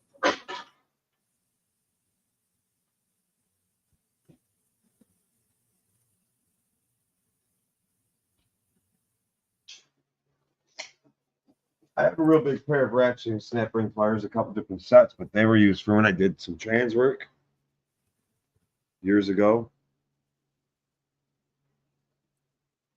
Oh, Ratcheting snap ring pliers for transmissions? yeah, on like 6L80Es and what's in my truck? The 6L80E, 6L90E. There's a couple of snap rings in the back of it. They're really big. I've only messed with my own shit a few times. I don't do this at the shop.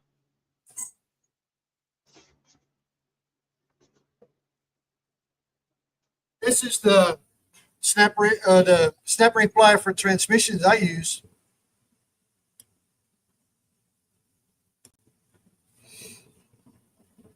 Have you ever messed with a 6L80, 90, or 6L80?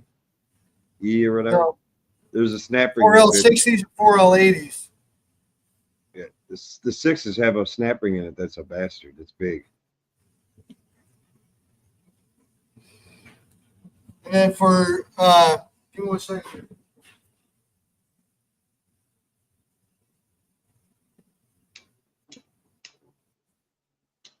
This the other one I use quite for farm equipment. This is an Icon, by the way. Because any other brand they want big dollars for those. I use this for farm equipment.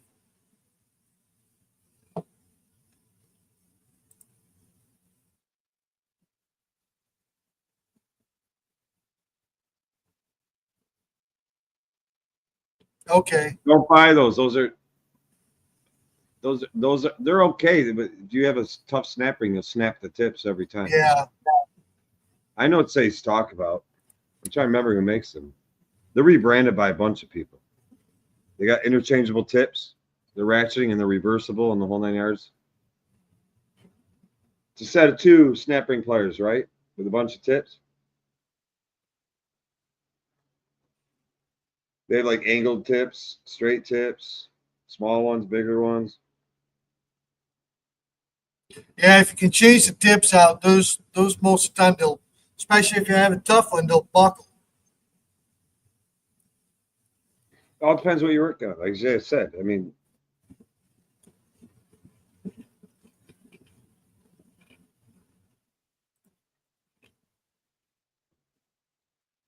remember Sergio's not working in a rust belt area, and I'm not saying nothing ever gets rusty out there, Right. but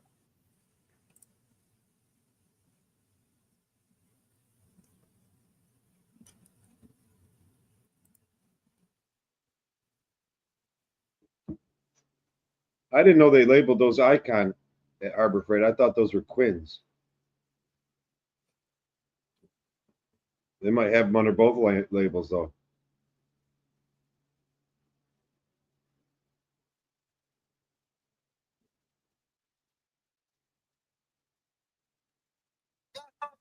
It looked almost like, well, I know exactly. I got a set that looks like the Icon. Give me 1 second.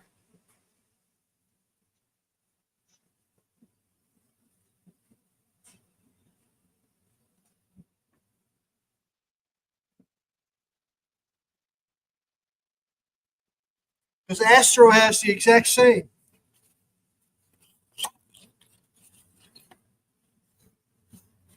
I'm pretty sure the Icons look identical That's to what these. he's talking about. Let me show you what he's talking about.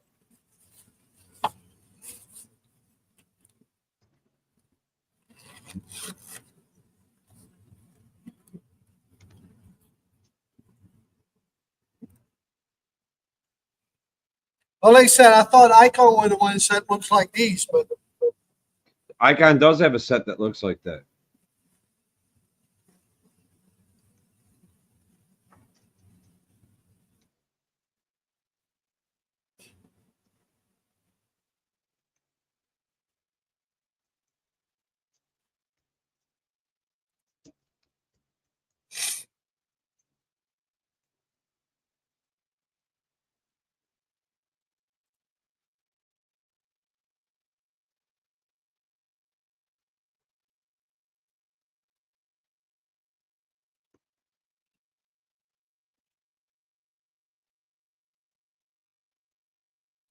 we bring them up. These are not new. They're just new with the Icon label on them.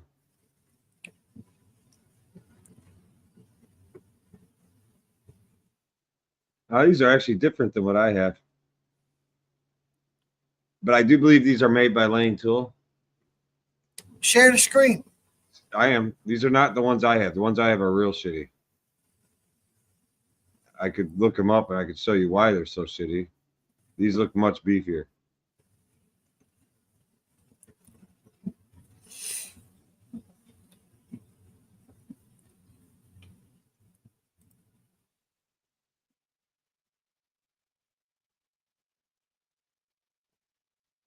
See the ratcheting right here? Yeah.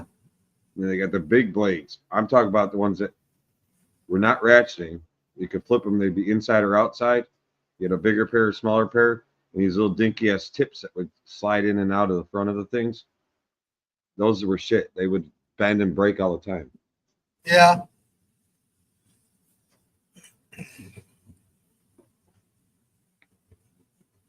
I don't know. I think I'm not. I would assume Lang makes those, but I could be wrong.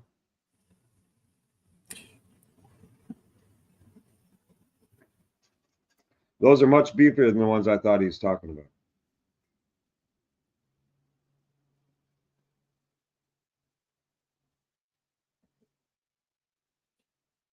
Only have a couple snap ring pliers that I use regularly. Tarek sent me a set by Grip. Haven't used them. These are my most used ones right here. I believe mine are Mac snap ring pliers set, a master kit, and I'm pretty sure those are Lang's with rebranded Mac.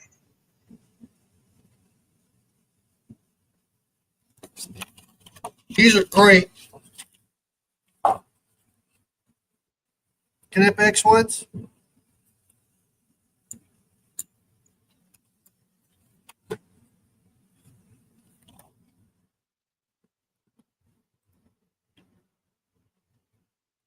Yeah.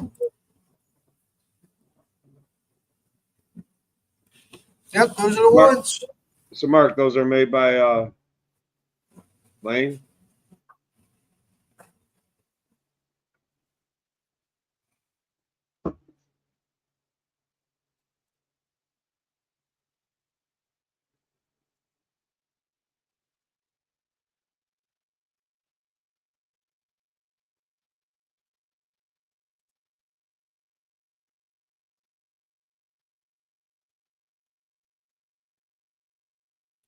That's all you need, Sergio, as long as they work. That's not the set I thought he was talking about.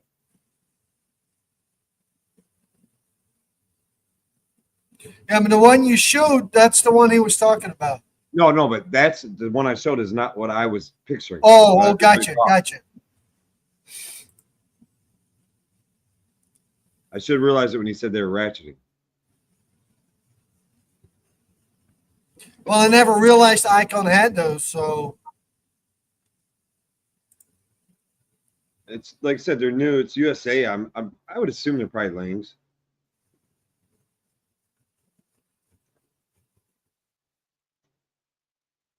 It's probably who makes them.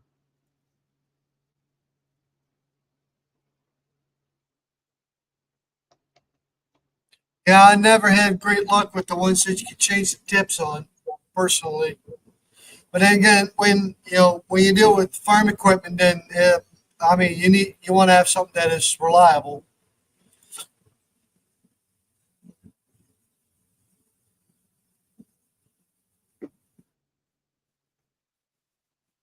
Yeah, you need something strong. Sergio got much beefier than what I was picturing.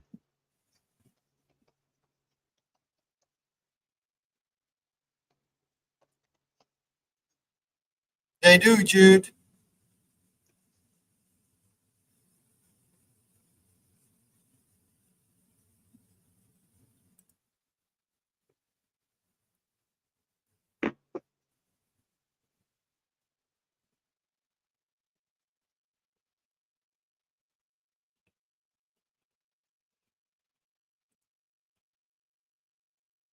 Lang has awesome customer service too. I don't know because I got quite a bit of Lang stuff, but I never broke any of the Lang tools yet.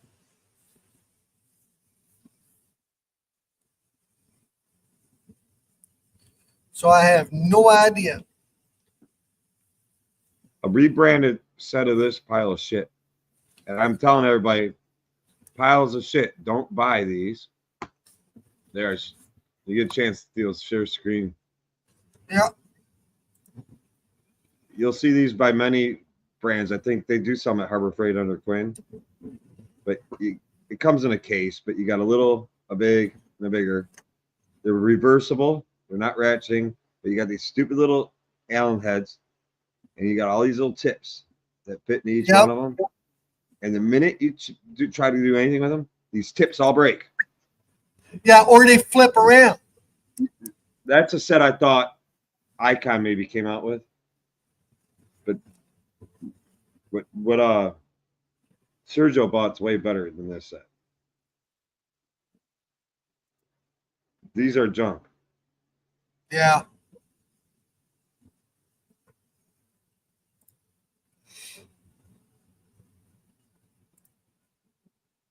But I swear to God, I saw those at Harbor Freight one time when I was cruising through there under Lang.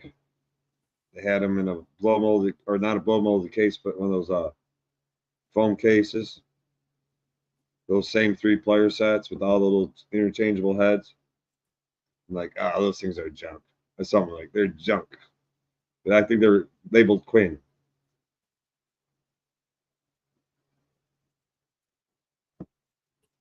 Best kid ever.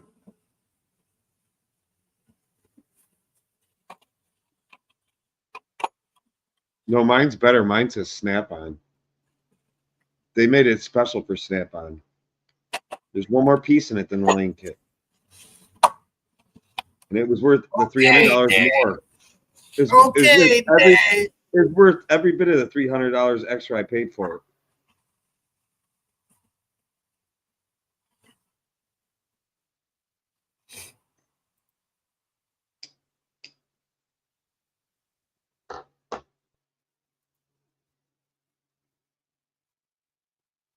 Got some Vim snap ring pliers. They're pretty good. I don't know.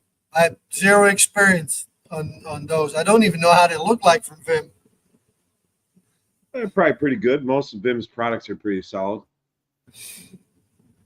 I really like the Knipex ones. They got a nice sturdy square body, and then made out of the tips are made out of spring steel. German engineering. Huh? German engineering. Yeah, yeah.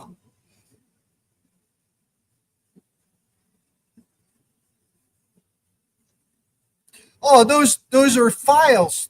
You know, if you don't have the right size there, you can, you run them down. It's to file a stud. Try to like fix a stud. You file across it. So you should have markings on it on the thread pitch of the file. Yeah, but with those files, you got more thread pitches than what you got in the regular chasers. But it's So you might need a thread pitch. Those are gauge. old school. I mean, that is a really old design. That's one thing that kit don't come with, does it? Is a thread pitch What? gauge. Don't come with thread pitch gauges, does it? Mm. See, it should. How It much more would should, it yeah. cost? How much more would it cost to throw in an SAE and a metric thread pitch gauge in there? Well, yeah, Snap-on it'd be another $250, but Lang it'd be like what, $12? I don't know. I got one in my tep and die set, so that's the one Yeah. I use. Yeah, I'm saying, but they could have put it in the chaser kit so you could figure out which Yeah. one's the right one to use. If you have something that's boogered up, how are you supposed to figure out what the thread pitch is? I mean, we might know because we've been doing this so long, but I mean, you can go back to the good threads if you've never done it before and use a thread pitch gauge. Oh, it's 1.50. Yeah. Yeah, same thing, Mark.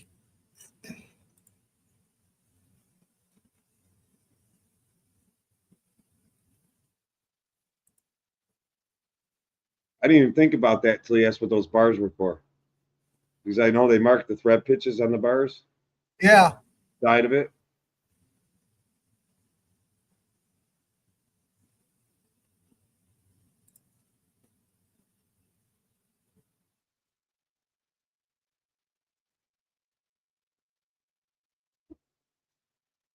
Luke Duke saying built a lot of third gen Camaro parts, key members, control arm spindles. Wow.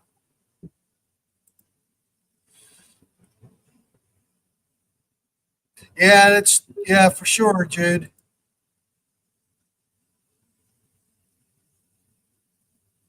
I got a threat page gauge, and then I got a check threat thing too. So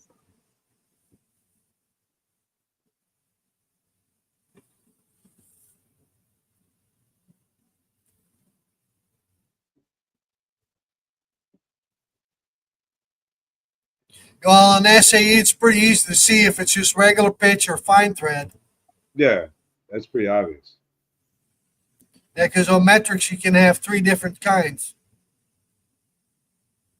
3. 1, 2, 3, 4, 5. 1.0, 1.25, 1.50, 1.75, and 2.0. And we can get larger than that, but we're not going to deal with that. 1.0, there's all kinds of 1.0 of the common. 1.0, Yeah, but in each 1.50, right. But in each size in the metric, you got regular, fine, and extra fine. This one I use. As you say, now Jude getting up into the big diesels, 2.50 threads per millimeter. I got plenty of times where this is too small. I know that's what she said.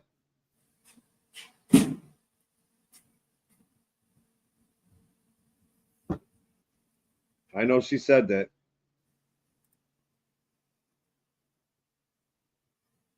He told you that, Dave? I don't know about that, Mark. If you're getting a thread chase kit, I would think most guys get thread chase kit before they get a tap and die kit. Tap and die kit, I would assume, would scare a younger tech versus a thread chaser kit. Well, yes, John, apparently it works for Theo. Did you hear he's got 3 more kids coming on the way? She's got triplets. Who? Yeah, joking with John. Diabolical. You'll see his comment in a few. Hey, Emily, sir, how are you?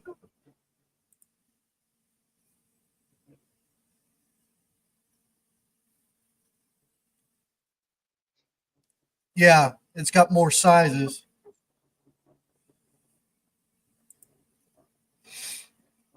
In actual light duty trucks and automotive, I don't think you come across anything more coarse on metric than a 2.0. You'd be getting up in the bigger, heavier diesel trucks on that to get 2.5. Cars, probably 1.75 is the most I've ever seen. I'm trying to think, I might have seen 2.0 on cars for like cradle bolts and shit. Don't see that much metric fine thread, really. Your Euro, or not Euro cars, but Koreans, some of your Japanese makers use a fine thread metric.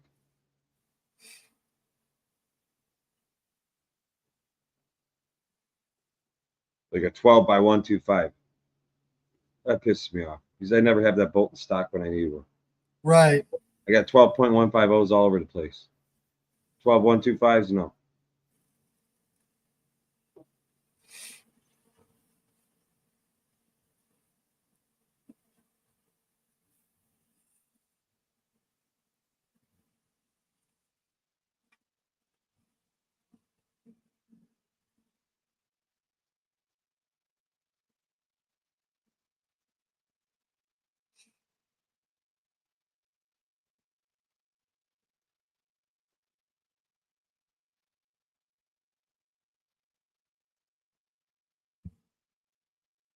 That's true. Europeans, a few Europeans got fine thread stuff out there.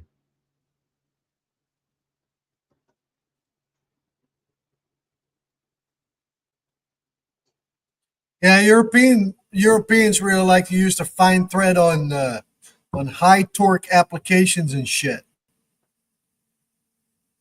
Which makes no sense.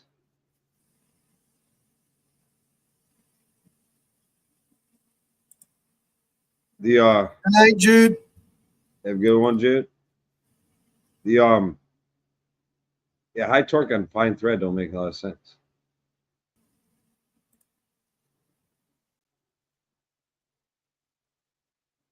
I'm starting to see more stuff go towards Torx Plus now too. And these newer cars getting rid of standard Torx, they're going to Torx Plus. And they're getting rid of a lot of their 6 points, going to Torx and Torx Plus.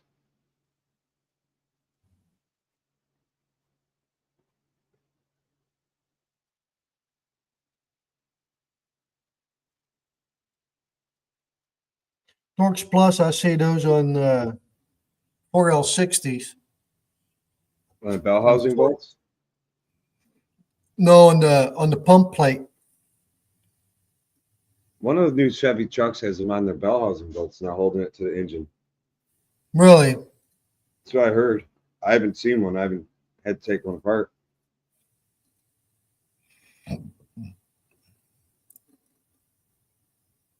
Yeah, and the Ford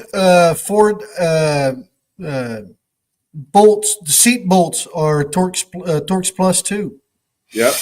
So are some of the GMs. Yeah, because I've got one just for that.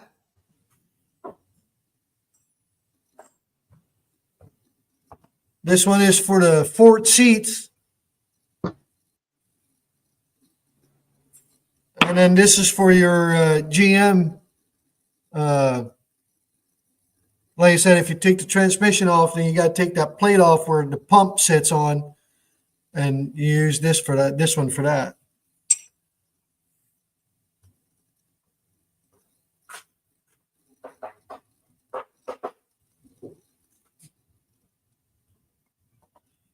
Well, they're using external Torx Plus on cars too now. So I said like the bell housing bolts, instead of it being like a 6-point bolt, it's a Torx Plus. External Torx. Really? Yeah. So you need sockets.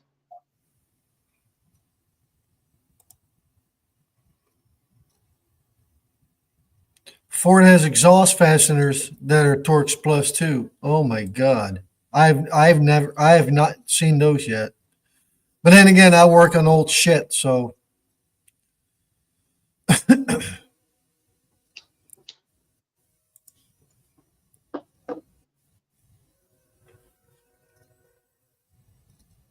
They're always changing shit. I asked an engineer about the Torx Plus. It's a more accurate torque on the fastener. I thought Bosch really liked to use 5 points.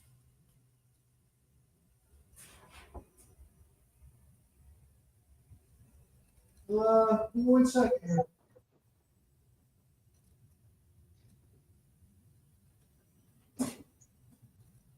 I don't have them. I moved them. I moved them out because they use those on their injection pumps too.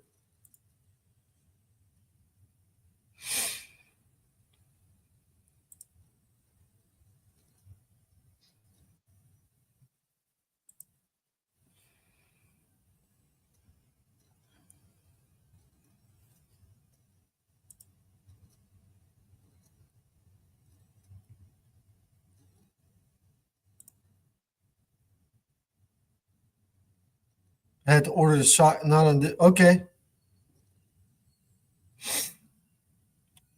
But then again, diabolical. I'm talking about older Bosch injection pumps.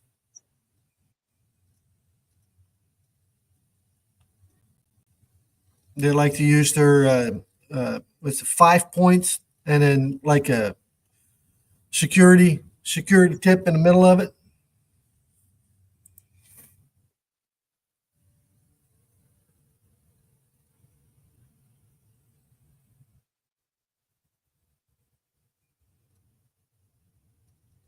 But Bosch likes to use some weird sizes of shit.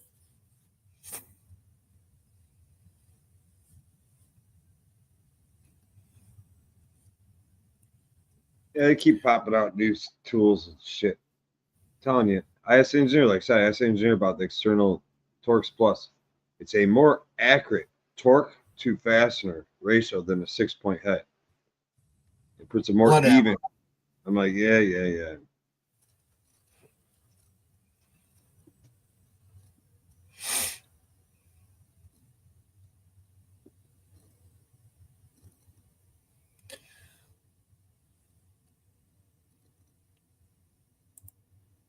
The triple squares are Capri. Yeah, I think mine are Capri too, Mark, or Vim, one of the two.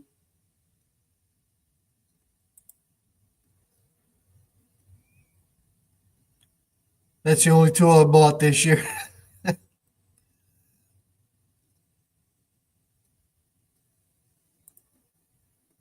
I agree with you. GM85.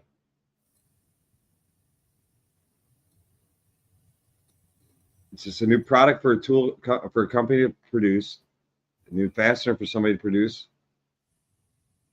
and a new line of bullshit for an engineer to get paid on, and a new tool for a tool company to produce.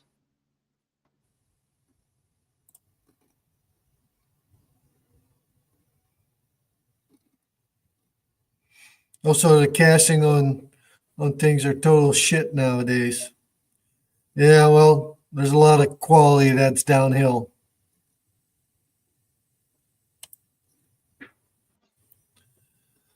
Well, we're at our 2-hour mark. Well, thanks for having me on, Theo. Everybody in chat, thanks for joining. As always, have a good one and shine on.